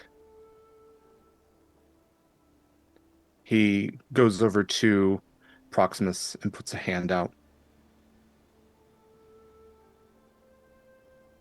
Proximus will take it.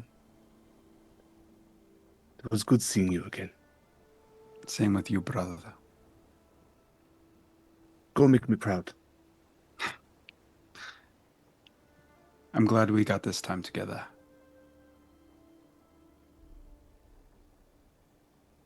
Until we meet again. I am hoping it will be longer than the last time. Yeah. Proximus, make yourself proud as well. Hmm.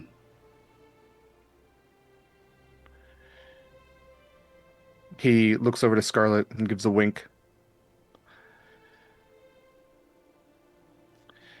The whirlpool waits for all of you. If there are any final goodbyes you all would like to have, we can do those. Kallista wants to slowly make her way over to Torin and Amara.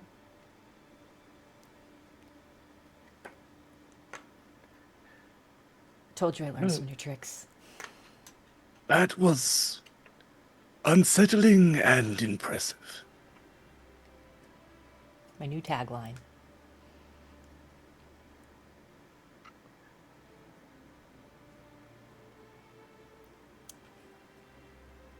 What comes next for you?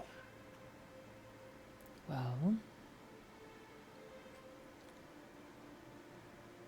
there were a number of things that were uncomfortably familiar about what just happened, so I need to figure that out.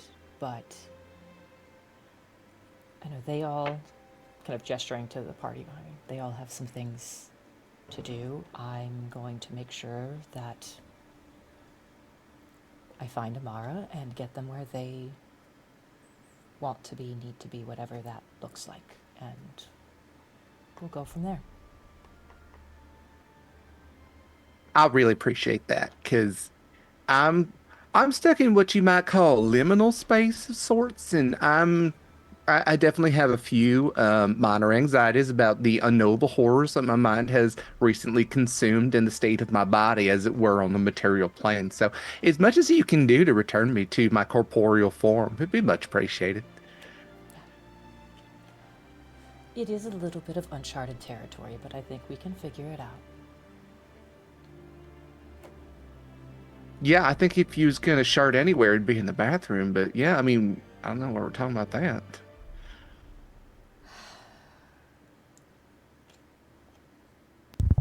It's been good to see you both.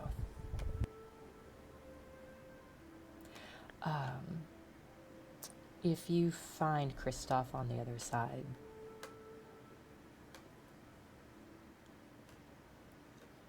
I was gonna say tell him hi for me, but that feels insufficient, and I guess just enjoy the quiet while you can until I fix this one. And she points to where she's got the Anders coin. Because you're never going to hear the end of it after I get him over here.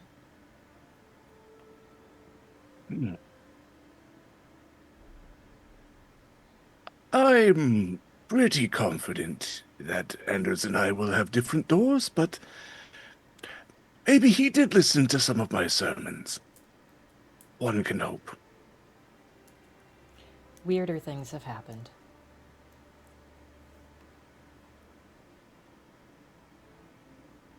Kallista, I hope that you can make peace with yourself and spread that peace to others.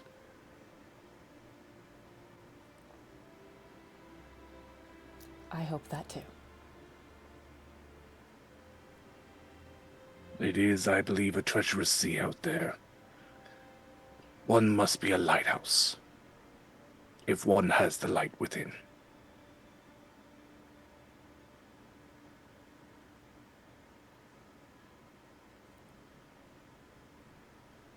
She'll just hug him. He hugs me back. Give a nod. And head back to the group to get ready to go. I think stops briefly by Corvus and just holds a hand out. And it's just like, unfortunate circumstances, but very nice to actually meet you. I've heard a lot. Very nice to meet you too. I can see that you are going to be very good for my brother's life.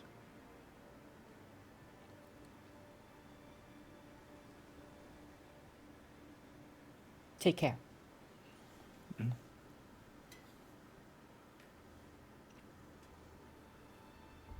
Okay. Who's diving in first? I think Acacia's going to actually activate her starry form a second time. Mm-hmm. to like fly up over it and stare down into it until like Winnie is also ready. Yeah, Winnie's ready. And she'll just hold out a hand to you, like from like above her shoulder, like to you. Yeah, she'll take it. And hold on to little Jeffrey with the other. Are you ready, Winnie? Yeah, I'm ready. She'll look back over where was. You And all better then- be coming back home with us. Nobody stays here. Yeah, you guys have the keys for the thing. Oh, yeah. We have the thing, but you have the keys. Maybe we should take the keys too. Just It'll be fine. They're I'm good. staying until other people go in to make sure if anything goes wrong, I am behind you to help. okay. Everybody comes back, otherwise there's going to be trouble. Nobody's staying behind. Little Jeffrey just holds out a knife. Sorry, he kept it. I just never took it from him. There'll be trouble. All right, He'll Winnie, make are it we go? double.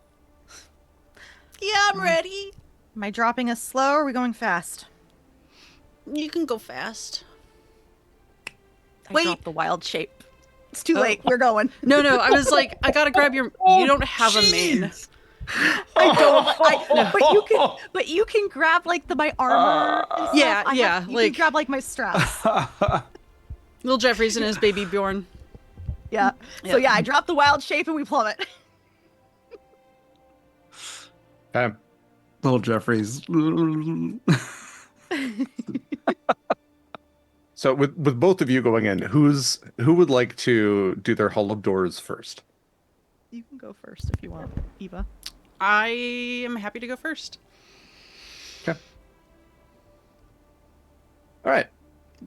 For Winnie. This is going to be some questions I'm basically going to ask you. The Hull of Doors appears differently to everyone. It is a liminal space between spaces, in a way that there are many liminal spaces when a soul passes into Mars. Oftentimes they will pass into the border ethereal. They may then even pass into the Shadowfell, as many of you have found here, and before traversing to their final reward or potentially even punishment, they are given a choice, and that choice is provided through the Hull of Doors. It will present itself in perhaps a way of peace, a place of comfort, perhaps a place of mindfulness, perhaps even a place of glory. Whatever your brain will find the most advantageous to making that choice. And so, with that in mind, what does the space of the Hall of Doors, where would these doors appear for Winnie? I think Winnie's doors appear like a large underwater cave. Similar, I suppose, to the one that she originally went through and eventually found the first of the groups anyway. Compass pieces. And if there's a literal door, it would just be wooden, like, ship doors built into that cave space. So, not necessarily realistic, but visually, that is how I think they represent. Yeah. And there absolutely may be doors like that. The doors all will present themselves somewhat differently. For Winnie, there is a little bit of blue water with light cast to where it is creating those ripples that you can see on the walls of the cave.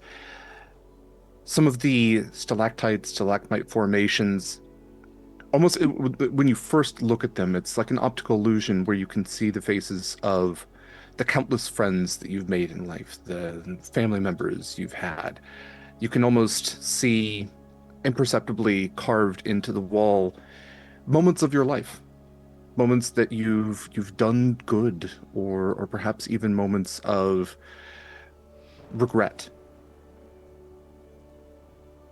This is the whole of your existence, as it has been. Looking around, you can see that many doors are made available to you. So here you stand in this cave, the soft dripping of water, and a little metal hand reaches up and takes yours. And you see that little Jeffrey is there with you. I'm glad you're here, buddy. In many ways I am here, and in many ways I'm not. I'm sorry? I'm here as a guide, Winora. Not everyone is given one, but you are someone with some choices to make, and so I figured a little bit of guidance might not be inappropriate. I took this form as hopefully a sense of comfort, although I can appreciate that the voice might be a little jarring. That's what I'm gonna call you then, a little jarring. Do I still feel a little Jeffrey on my back? No. But that's where I keep my stuff. Okay, what should I call you then, for real? You just gave me a name, did you not? Well, if you had, like, a more official one, I don't want to step on your toes. When is a door not a door? When it's ajar. Okay. You knew my name without knowing. It's sort of Look how I get around. through life. Look around and see the many opportunities made to you. You have made friends in some odd places. Yeah. And you look now to see that there are doors. The closest one to you is more an archway than a door. It has shells embedded into the stonework, and beyond it, almost as if it were bricked up on the other side, but it is simply a wall of water. Just infinite sea. No horizon. As far as you can look into it, you can see that there's some fish swimming by. A quick choice for an afterlife, one that is made available to many sea elves. Oh, And I'm a sorry. place- There's a little confusion. I'm not here to die, actually. I'm supposed to be going back home. I'm still alive. Yes, and yet here you are all the same. Well, it was really the only way through. I must make the opportunities available to you. Oh, you got like Because a you're- script. Okay. Well, No, I'll your listen. soul has some claims to it. I was kind of hoping that wasn't really the case, but okay. You ultimately have a choice, as you are, as you said, very much still alive.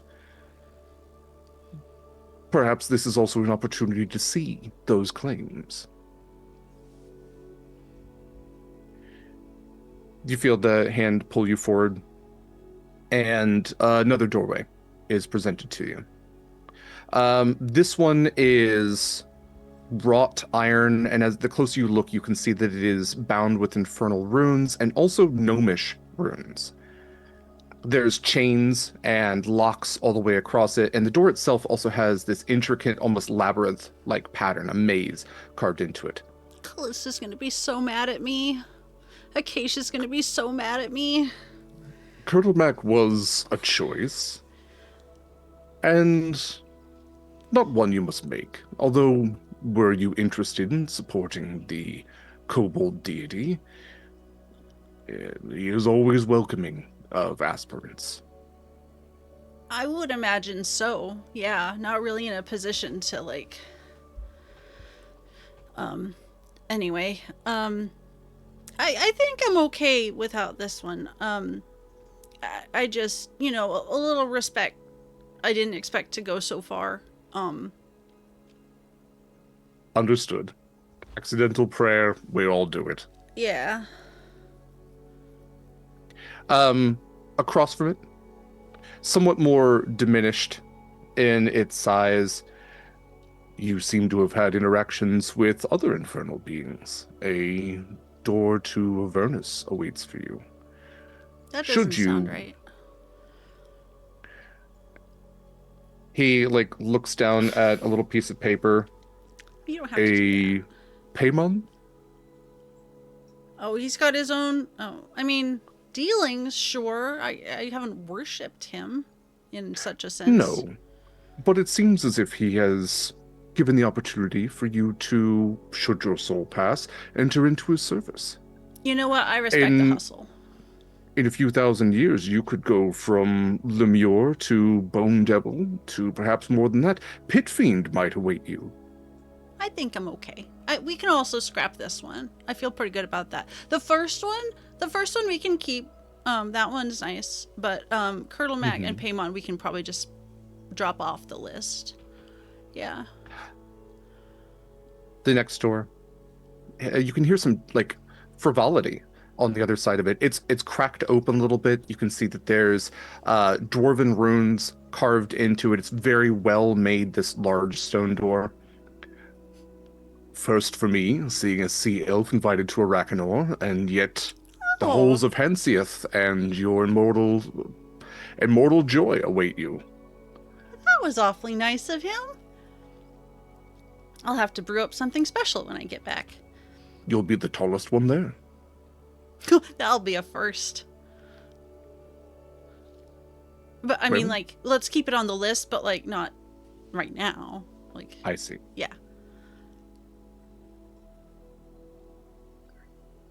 In that case, only 2 doors await you. That seems like one too many, but okay, what have you got? You were a warrior. You felled demigods. You felled eldritch beings. You fought for your friends, and they fought for you. And so is any great warrior who has served their time. The fields of Elysium await for you. Oh. Endless relaxation, not a care to be had, an eternity of bliss. That does sound pretty good. Also, wasn't really expecting that one. I could use an eternity of bliss right about now. I mean, not like right now. I mean, I could, but like, no, I still gotta move on. But like, let's keep this one for later too. That'd be good. It's a good choice, just not the one I'm making right now, to be clear. Then only one door awaits, Winora. Oh, it better be home. What does your door look like? What does the return to the material plane, what is the embodiment of Winnie's life look like? The door into her cabin on the ship. Simple, wooden, Mm-hmm. carved by apt hands and weathered by salt and sea. And little shark teeth. The marks of little shark teeth. You can hear the creaking boards of the ship that you know all too well. Then I can only offer you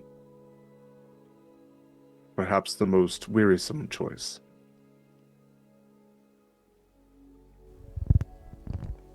You would return to a life of toil and worry, of uncertainty. Yeah, well, I made a promise. And don't sound so bummed out. Like, this was why I'm here. Like, it was already, like, chosen coming in. Like, you weren't going to change my mind. But you did a really great job. And, like, thank you. And I'll be back. Like, I gotta die sometime. So, I don't know if I'll see you again. But, you had a really great spiel. And really great, like, explanations. Because, man, what if I misunderstood the doors and went through the wrong one? That would have been really unfortunate. So, I really appreciate your time, Little Jarring. Do you just live here? exist here? Your door waits for Nora. Okay, thank you. And I'll go through it. Acacia, what does your hall appear like?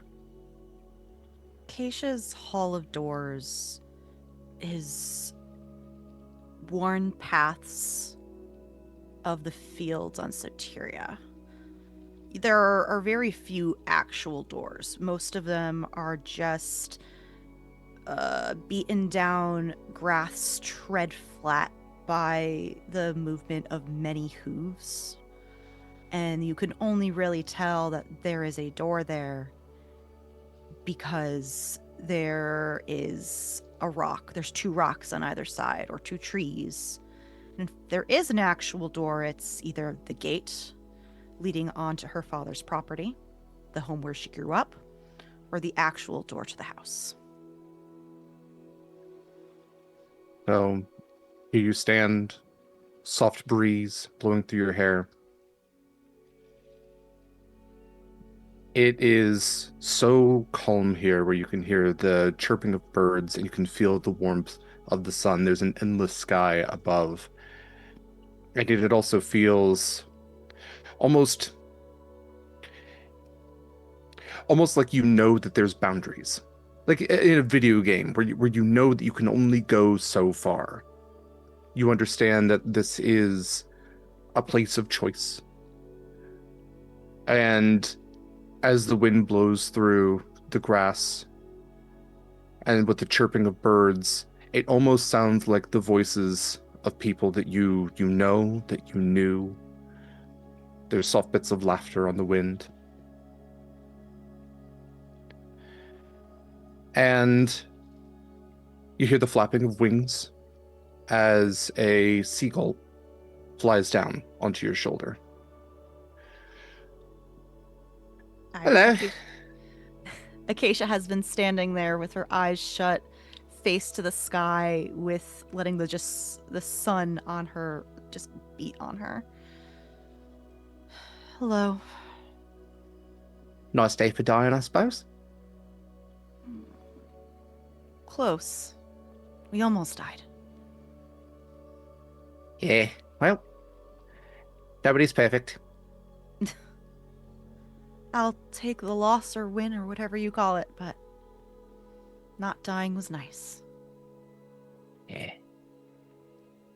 You get a few options, don't you? Don't I see this many? She'll look off on wherever his head is tilting. Yeah, you're almost in like the rocks are. They don't seem intentionally placed, and yet at the same time there is almost a pattern to them. And you see some of the same doors that Winnie saw. Not that you would know that, not that Acacia would know that, and also some different ones. There's the door to Avernus that's made available to you. Talking with devils will get you that one, but I personally wouldn't recommend it. I think as she's like slowly like making her way like through the options, I'm assuming they're just like I'm imagining like she's walking past them as they're presented in whatever order it is. She'll just stop and like look and smell the sulfur and just do one little back kick with her hooves to kick some dirt into direction before continuing on. Let's see. This is a nice one, especially for someone as, well, animalistic as you. Not an insult, and also kind of a commentary on your ability to turn into animals. This here's the Beastlands, one of my personal favorites. Yeah. You can be whatever creature you want to be. There's many creatures you want to be. Roam around endless forests, mountains, streams. It's pretty nice. I'm sure it is. All right, then. Not as much disrespect as there was to Avernus, but she'll continue slowly walking. What Even about as this a- one? What's Big this fighter one? like you? Elysium. Oh. Warrior poets. Not too different from this, actually. Eternal Nice sun bliss. streaming down. Yeah. I could use a break, but I have a lot of work to do. Mm. Yeah, not a big it's this next one. Yeah. And you reach the door of Bitopia. You walked in two worlds many times. You yourself, a being of two different creatures. You walked with the Eve. You walked in the steps of nature. You walked aboard ships and walked aboard land. This is a plane of two things, both true, simultaneously, just like you. Also a place that many thieves like, if they're not, going downstairs, if you understand. I haven't heard of this one. What's Yeah. it like? As above, so below. So not a simple answer. Nah. It's where trees reach the sky as well as the ground. Sky tends to be in the middle. Everything just kind of wraps around. I'm sure that would be very interesting. It's neat for a little while. Now, this is one I've not seen for quite a time. Yeah. Uh, Absent-mindedly, she'll scritch under his chin. It's pretty good. Gets rid of the mites. You hear a song that you haven't heard for a little while, that you recognize now, having especially experienced it and learned the language. And where you look through this door, this crack in it, you would see starlight and this kind of spectral cloud that you'd be familiar with. They don't just send invitations to anybody. You can go Sure. join the stars. There is a pause and almost like a longing as she walks up to just the edge of the door and goes to place her hand as if to touch it, or she's putting her hand on a glass window and just stares at it for a very long moment before putting her hand down. I also wondered if you were going to take that one. Wouldn't blame you if you did. Well, one door left then. Acacia, what is your door? What does the door back to the material plane look like? This is the one that looks like her dad's door back on Soteria. Big, double-doored barn wood with whitewash paint half chipped away that they have said so many times they're going to repaint every summer and never do. With grass peeking up on the outside.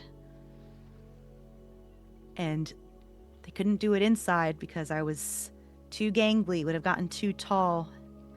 So they would mark my height on the front door with the little notch marks.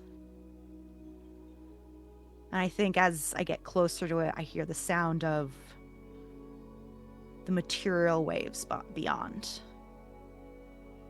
Just on the other side. I have a lot to do.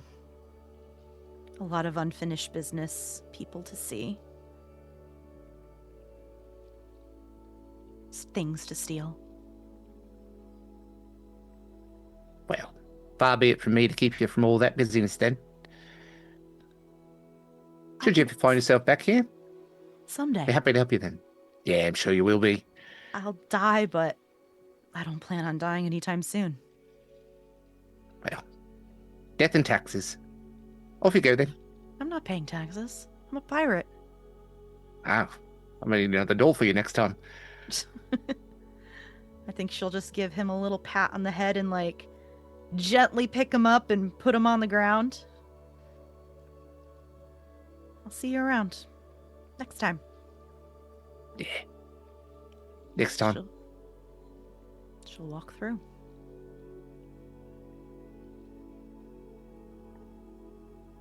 Three of you remained on the ship. Who's going through next? Proximus will hold his hand out to Kallista. We will go together.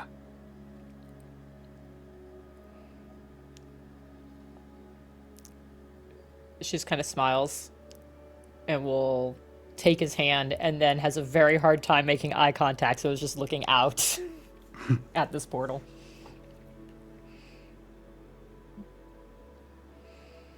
You'll never go into the water alone. I know. You ready?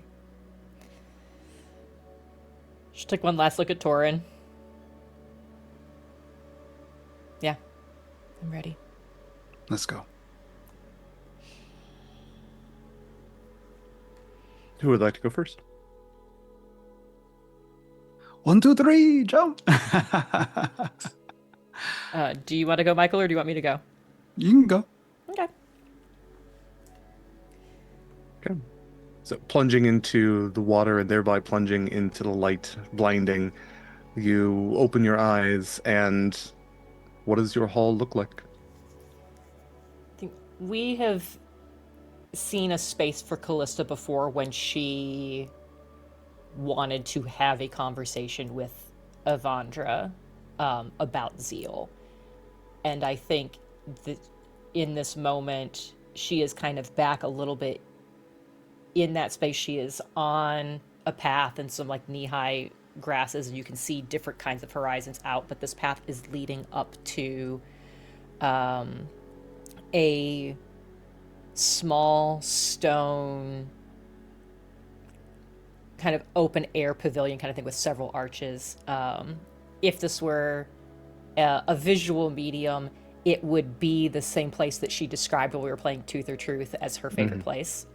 It is this temple shrine near home, and it is her. She just walks up to it to see the familiar sight of the statue at the far end and all of these open arches that I would imagine that, like, they're normally open arches. They probably actually go places now.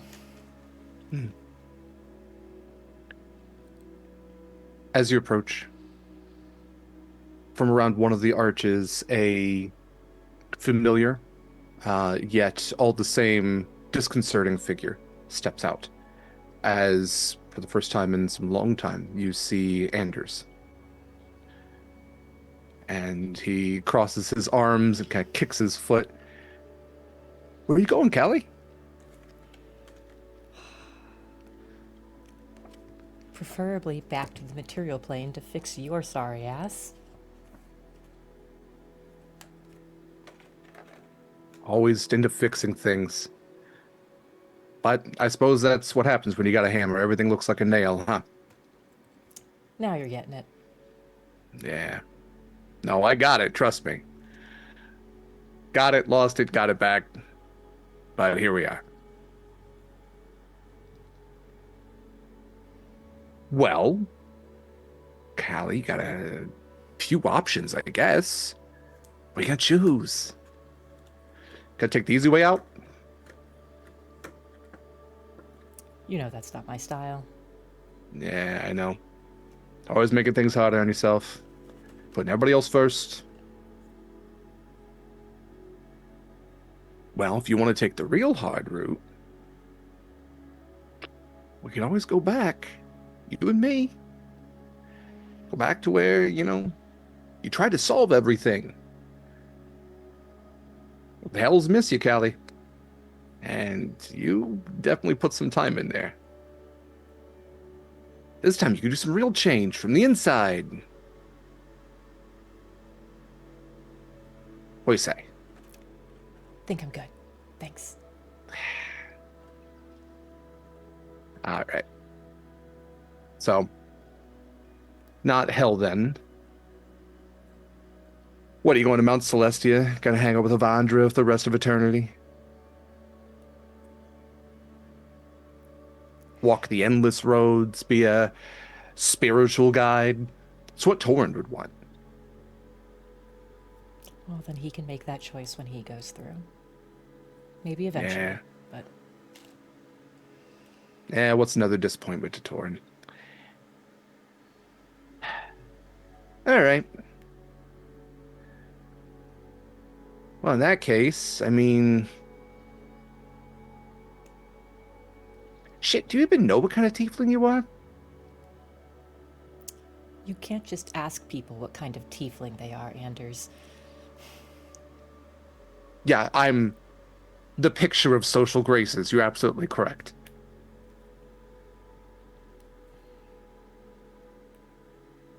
I'm just saying, I've not seen this many doors to hell provided to just one person. You've got options, is all I'm saying. Like, what? You got Acheron, you've got part of Carcery. Of course, there's Dis. I mean, they'd have you back in a heartbeat. No, I actually specifically remember that I'm not although it was unless under contract, so I guess I'd probably be fine. But again, I think I am much more suited to cooler climates, and the armor gets real hot. Yeah, you wouldn't have armor this time. Don't worry about that. Although with all the time you spent down there, I think you could skip right up to Spine Devil, honestly. Tempting, but no, thanks.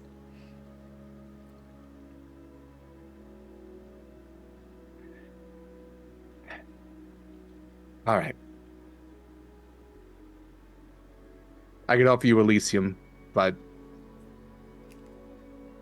I know what you're going to say to that. It is one of the nicer options. I'm glad to know it's still on the table, but You're wasting your time on Mikyl. I'm a lost cause. There's no fixing this.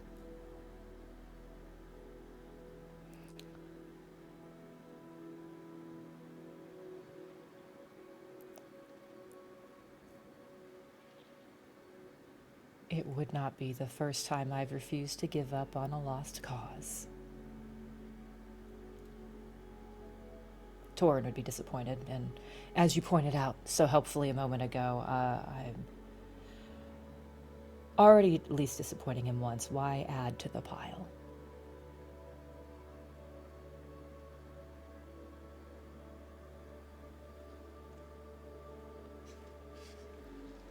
Even if you do seem real keen on having me go back to hell. Still think about that a lot.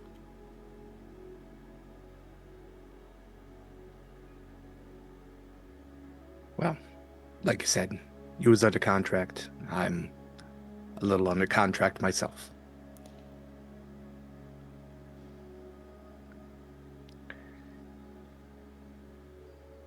Kallista, it's at this point that you look down and you see that the floor here is mosaic in structure, and that every little piece, you know, from where you're standing, just kind of gazing at all of it, is this, you know, intricate twisting pattern. This endless path that's flanked by storm and cloud and all various types of weather, with these crackling shapes of lightning throughout all of them. But as you look closer, you can see that every tiny mosaic piece has an almost photographic image of a point in your life. The blues of the lightning streaking through are the faces of family, perhaps even of you, of Proximus, of Winnie. You can see that there's Amara and Torin and Kristoff. You can see Scarlett and Acacia, and faces perhaps you don't even remember, but at one point entered your life and left all the same. And they all of that, those streaks of lightning, all of those patterns seem to be leading you towards one single door, an archway at the far end of this temple. What does that look like?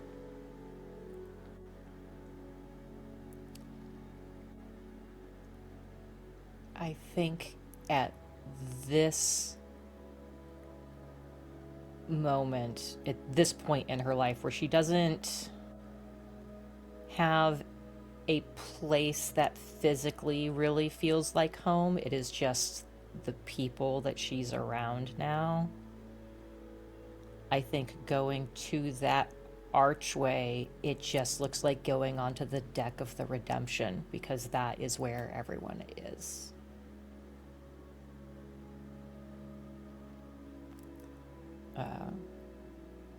I think as she approaches that,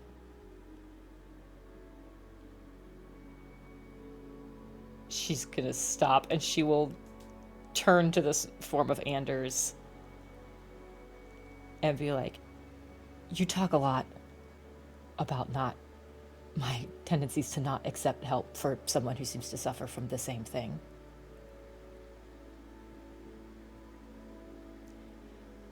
I'm going to figure out how to fix you whether you like it or not.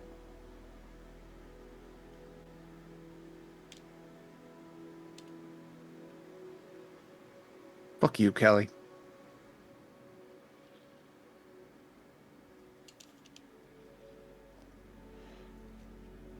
Some things never change. And she'll go through. Proximus. Your hall. What form does it take? There is a large temple deep under the mid-seas. Sunken marble stairs lead towards, downward towards the halls of the Royal Arbiter. Rays of light shine through the ceiling of stained glass. In the water are bioluminescent crystal jellyfish in blues and aquas, purples. There are pathways through the knee-length seaweed that lead to different Triton statues made of mithril. Each of the Nalos arbiters of the past, 55, in blue light shining down on them, but one at the far distance with a red light shining onto it from above.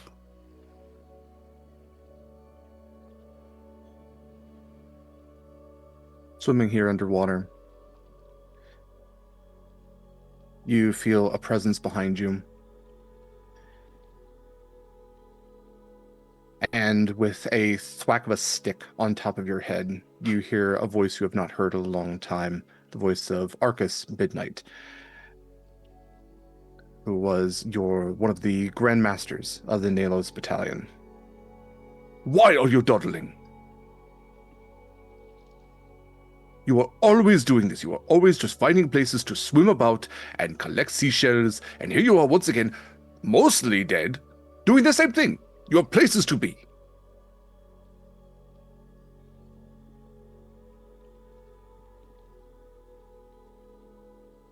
He would hug him. It's gonna push you off. Mm. I see you found feelings. Many emotions, yes. Hmm.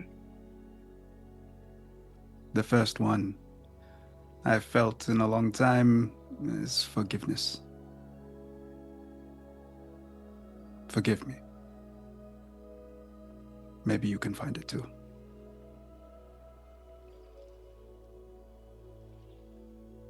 I do not need to find anything. I am here to help you find where you need to go, and perhaps you can feel your way to that. And dressed in, not necessarily robes, because those aren't super useful for moving underwater, but yet still, like, not inherently armored clothing. He wears a breastplate of the black mithril and some of the flurry garments that indicate that he's not in the front lines of combat. He's definitely more for training, as he carries a baton meant for corrections more than outright action. You have been very busy, Proximus. A door to hell? Not what I would have predicted, but you could take it all the same. And the door is actually sizzling at this point, with that wrought iron just boiling in the water.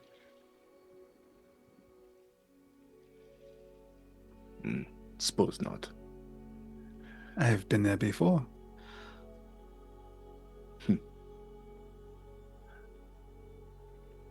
Well, I don't feel like going back anytime soon. you look over and there's an outcropping of the stone where there's just like different colored water. It's darker down here. The only light streaming from the light that's on the statues themselves. You could take the path of many tritons. Go be a fish. Swim in the endless elemental plane of water. Or a crab. I'm not sure you got to the dolphin status, but Not yet.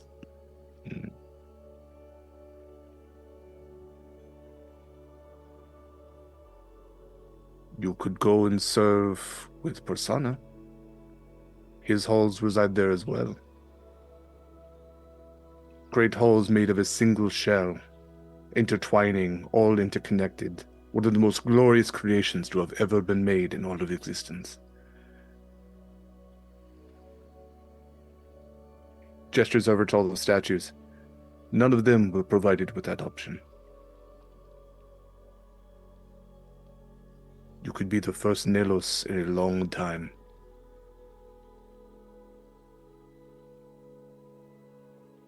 I would prefer to give that option to every other Nalos that is stuck.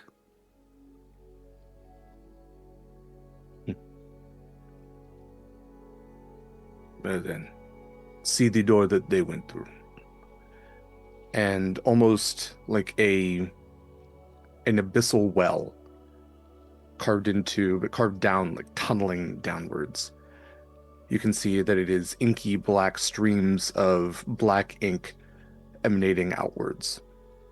And just almost imperceptibly in the darkness, you see a tentacle just reach out and start reaching towards you, not fully able to reach you. There is her realm. You swore an oath to her, though you broke it. It remains available to you all the same.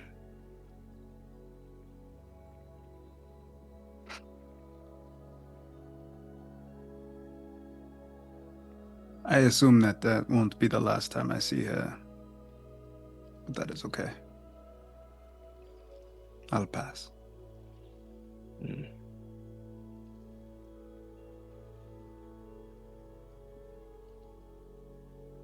In that case, only one path remains. And while he says that, you don't see any doors available to you. All you see are those 55 statues.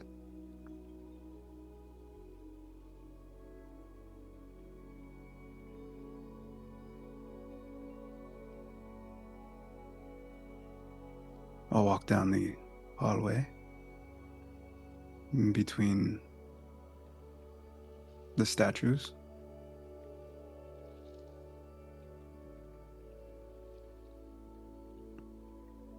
Give me a perception check. I'm pretty sure I don't have anything. That's not very helpful. 22. Yeah. You look at all the statues, the red light shining down on yours.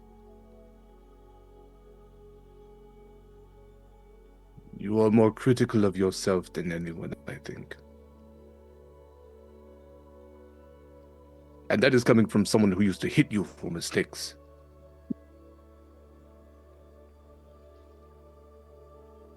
You may be right. Do not focus on what is already here, on what is beneath you. Do what every Nalos must do. Look up. All of that light had to be coming from somewhere.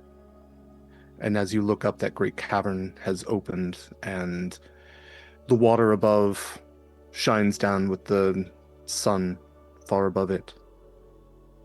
And as the light shines down through the water, you can see the names of those 55, much like they were once carved into the ceiling of the accommodations given to you on the fen. They shine through in the water above you.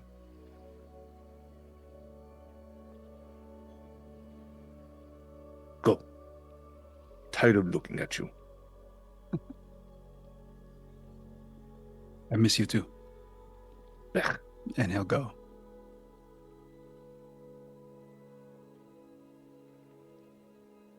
Scarlett. Marcus takes your hand. Something bad seems to happen every time we dive into the water. That's all I'm going to say, but whatever happens, I will see you on the other side. We don't have to go this way.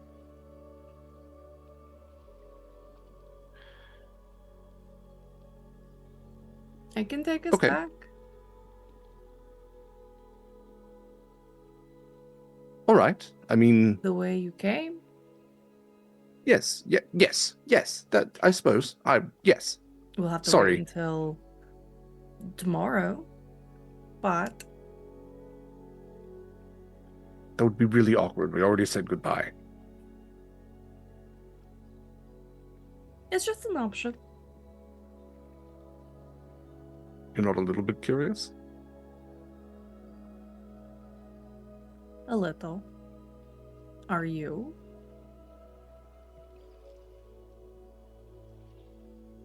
I just want to know if there's a door for a dragon. That's all I'm curious. I'm not going to take it. I'm not going to take it. I'm just wondering if there's like sort of like a fandom sort of thing. What's a fandom? I Okay. Okay. We can jump. I was just letting you know that there was another option. Yes, I forget about magic sometimes. Sorry.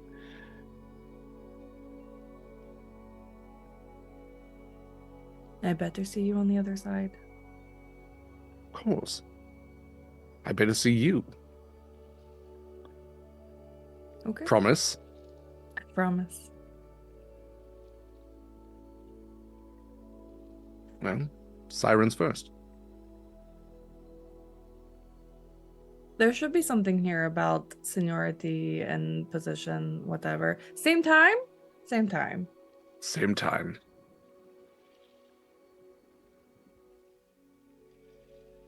Scarlett, what does your hall look like? It looks like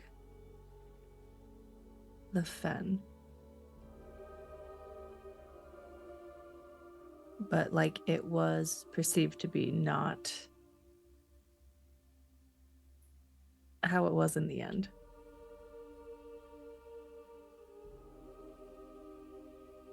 The buildings all gleam, freshly painted.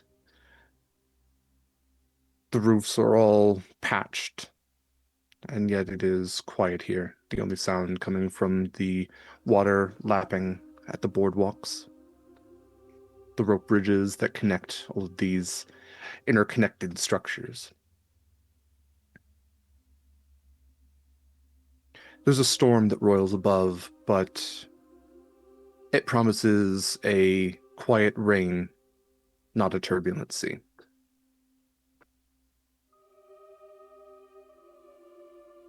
In the far distance, you can hear the songs of your sisters, of sirens. But you can see no one else.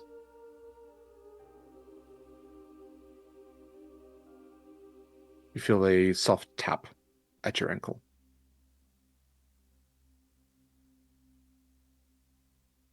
And there is a small crab.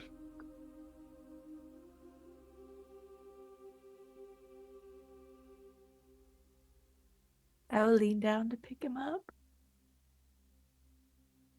Snip, snip.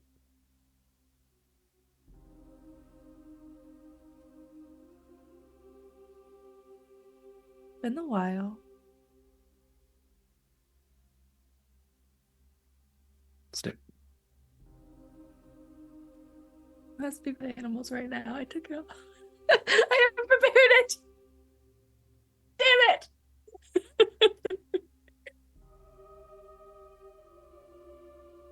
The crab senses the anxiety there. Sorry about that. It's Marcus's voice for some reason.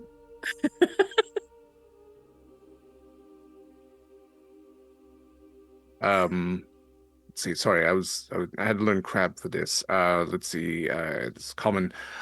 Yes. Hello. Welcome to the afterlife, or sort of, almost, not quite. Um, which door would you choose? I'm new at this. I'm sorry.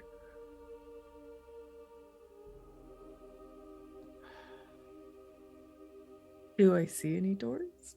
You do. The doors appear as the wood on the structures of the buildings that you were all too familiar with. And as the boards creak beneath your feet,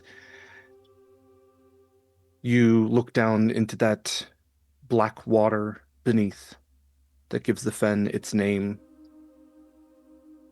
Swampy, and yet the smell is comforting in a certain way, in the way that some people find gasoline to be a pleasant smell, but some people find it so very off-putting. It's something that reminds you of a home that you had, of a simpler time, a time before things got so much more complicated.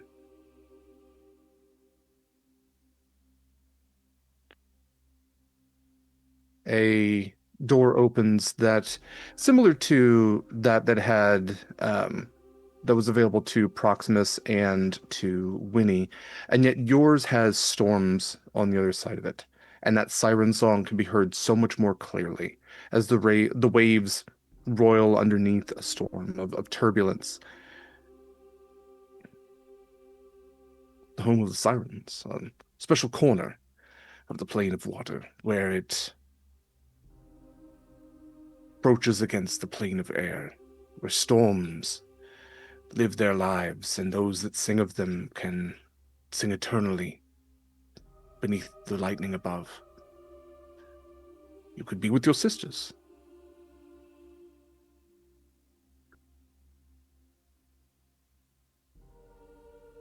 Don't feel like I belong there. Very well. You, I suppose, earned your way into this next one. And you can feel the heat coming from it before you even reach it. As a door, not made of wrought iron, but an archway that emanates heat without that smell of brimstone. Plane of fire. You slayed a great warrior of its realm. You bear his armor. You could be a ruler of sorts. A fire giantess.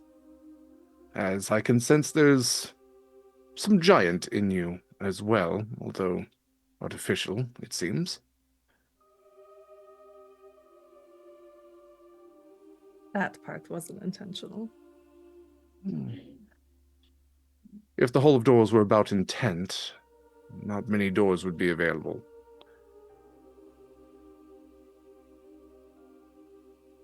I don't think I could make a realm of fire respect a creature who was not created there.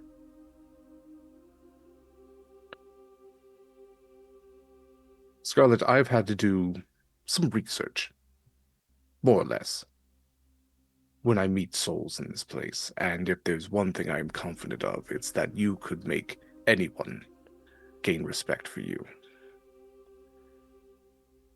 But I see your point all the same. Paimon has a good deal waiting for you.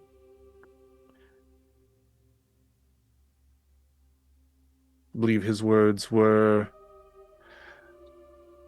We could call it even.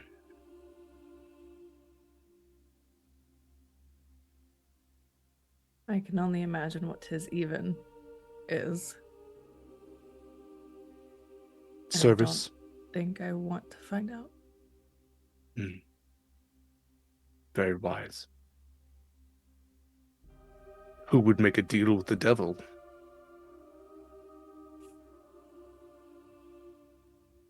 You only make that mistake several times before you learn. Yes. Fool me thrice.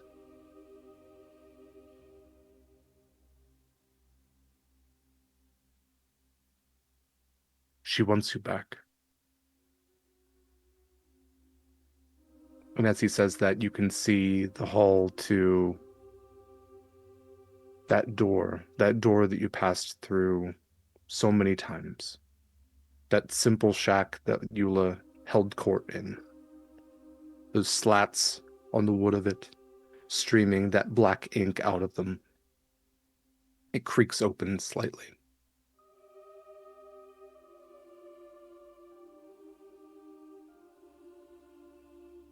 She's offering you a place back at her side. And see, that's the thing. It's always going to be at her side or below her. It is never as an equal. It is never of a mutual earning. It is always as her puppet, her pet. Always someone to do her bidding.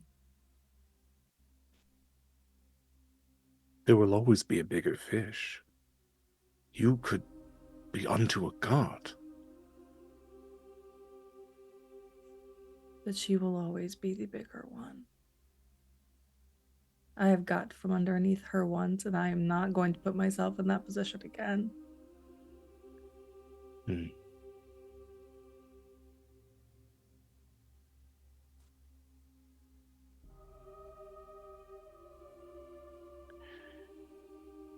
There were to be 2 doors made available to you, but both claimants vetoed the other, as it were.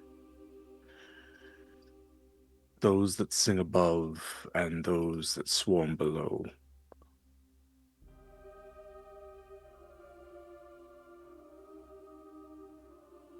Perhaps next time, you'll have squared away one or the other. Next time.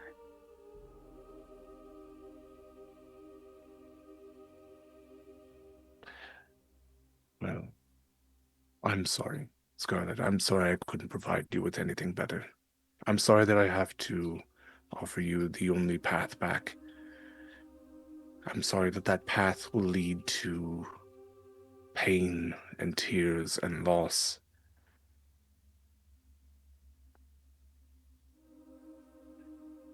It is nothing I haven't faced before. Which is why I know that you will make the best of it. The only door that remains is that to the home that you had on the fen. What does that door look like to you?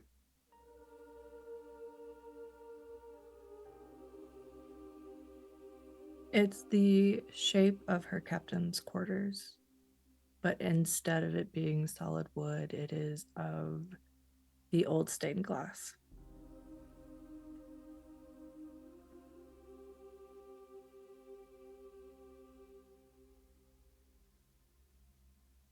I wish you all the best.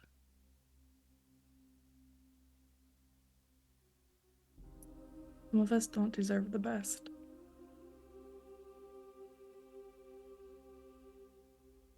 Some of us don't know what we deserve.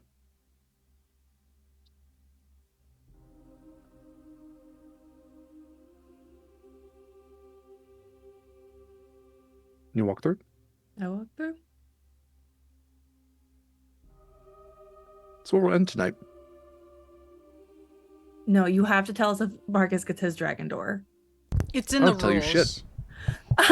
No, but we We need to know if his dreams came true. No, I'm sorry. In 2024, it says I don't have to describe that. They rewrote that part. Yeah. We're just gonna have to Specifically says wait. Derek Sword doesn't have to do the shit. I guess if he doesn't come back, we'll have our answer. You need to ask Says in him my next contract. If anyone needed a side quest, we're going to the realm of dragons to get Scarlett's husband back. Yeah, no, he goes through and he's like, Just yeah, terracomas. yes, there was a door, but they said I had to become a kobold first, and then a fairy dragon, That's the and then line. it was yes, I just They're just gatekeeping. That's all they're doing. yeah. Oh, dragons gatekeeping? They're hoarding? What? That's right. Thank you so much for joining us for another episode of Horizons Call. I'm Derek Sword. I use he, him pronouns. I have been your GM and your GC, your game master, and your guiding compass as we navigate the treacherous seas of Damaris. I have been joined again by these very lovely individuals for another week. I want to have them say more about themselves and where you can find more of them. And then we will do a little bit of channel announcement stuff and wrap up for the night. Thank you to all of you for watching. Thank you for those of you who donated to Feeding America, our game plays in support of that wonderful cause. You gave some incredible incentives, helped this party beat a big bad, and also pass through the Hall of Doors into the material plane once again for all of them. Yeah, appreciate all of you. Let's go ahead and go around. Mare, if you don't mind starting us out, where can we find more of your lovely self? Hello, I'm Mare. You can find me on all applicable social media at Archmajor Dice. I am a Sword and Key exclusive at this moment. You will no longer find me here on Thursdays in Zenith 3000. We had our finale this previous Thursday. My heart still fucking hurts. It's fine. But you can find me here on most Saturdays as a double feature at 1 p.m. Eastern. You can find me running the Indigo Nexus, not next week, but we will return back in April. We run every Saturday except for the last Saturday of the month to allow for us to have a little break and also potentially run some Sword and Teas. And then you can find me here, as always, playing your Centaur Star Druid Acacia at 6 p.m. Eastern. That's all I got. Fantastic. Thank you so much, Mare. Next up, we have Eva. Hello, it's me, Eva. You can find me here also every Saturday. And I think that's about it for the moment. But soon I'll be back on Sundays with a little Veesen short. And eventually we'll get back to the Veesen series. Very much looking forward to that. Special thank you to Eva for running production work for this week. So often Eva runs it as well as Mary and Kaila, so special thank you to all of them. Next up we have Mikyl.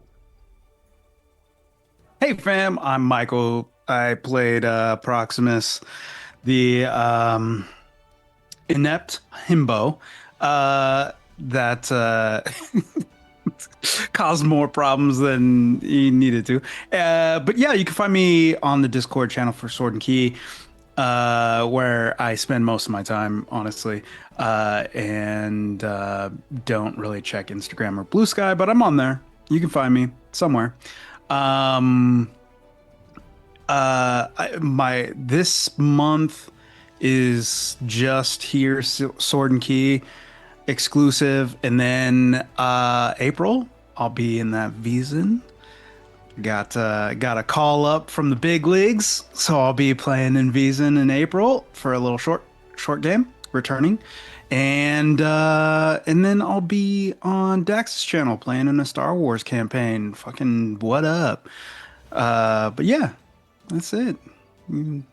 Can't wait to go home, take a nap. Special thank you to Mikyl. Special thank you to Mikyl. Don't laugh at that, Derek. God damn it. I love the exhaustion of a man sitting in his own home being like, I just can't wait to go home. Take a nap. 1,000-yard stare when we get done with this game. Is your wife walking in? Is everything okay? Yeah, no. You look exhausted. Yeah, I am. Yeah. You've just been sitting there for 3 hours. Yeah. Special thank you to Mikyl, as always, for the incredible artwork that you can see on stream, as well as in all of our promotional materials. Please check out Mykyl's artwork on our Discord, as well as on those socials that he mentioned. Next up, we have Kaila.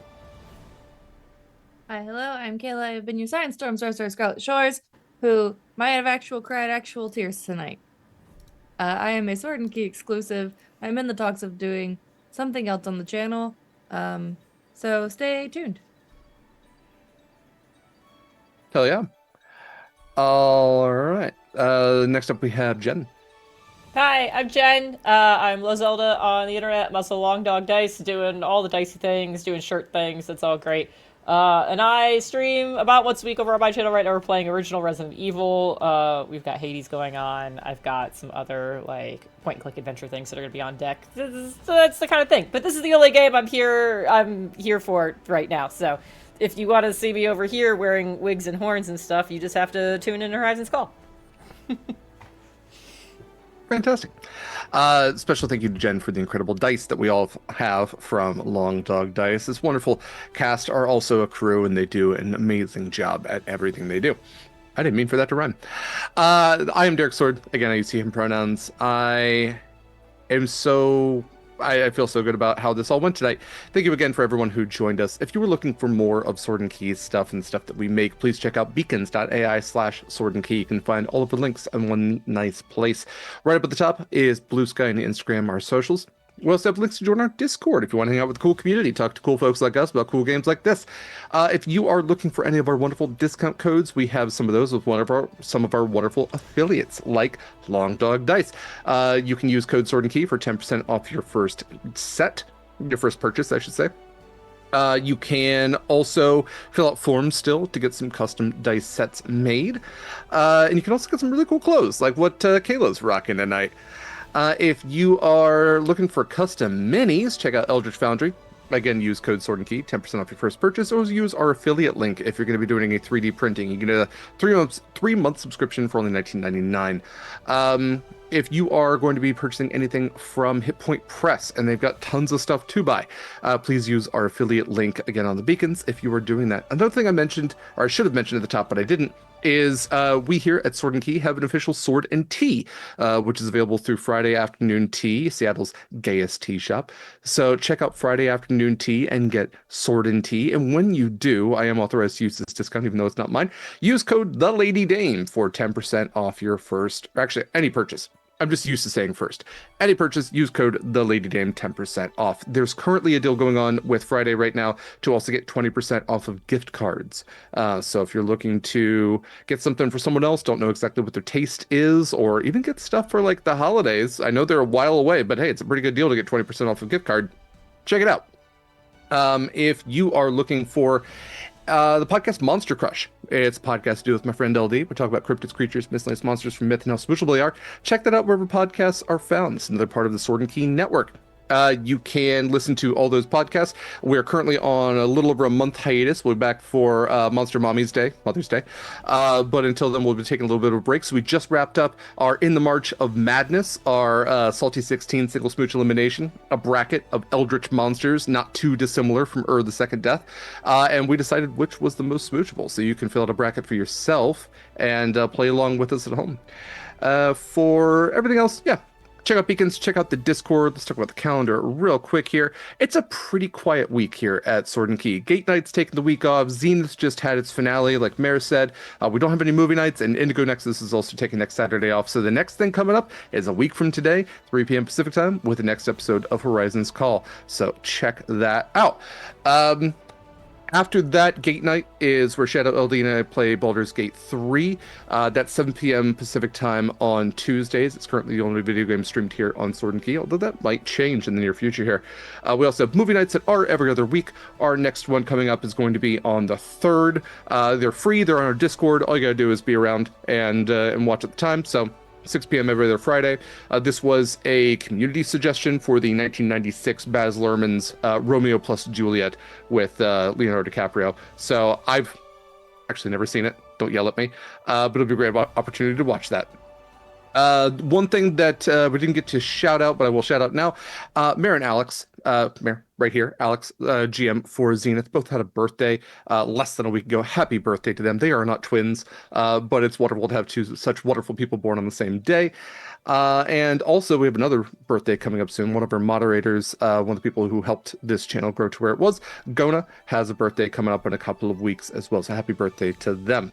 Indigo Nexus will be back on the 4th at 10 a.m. Pacific time, Saturday.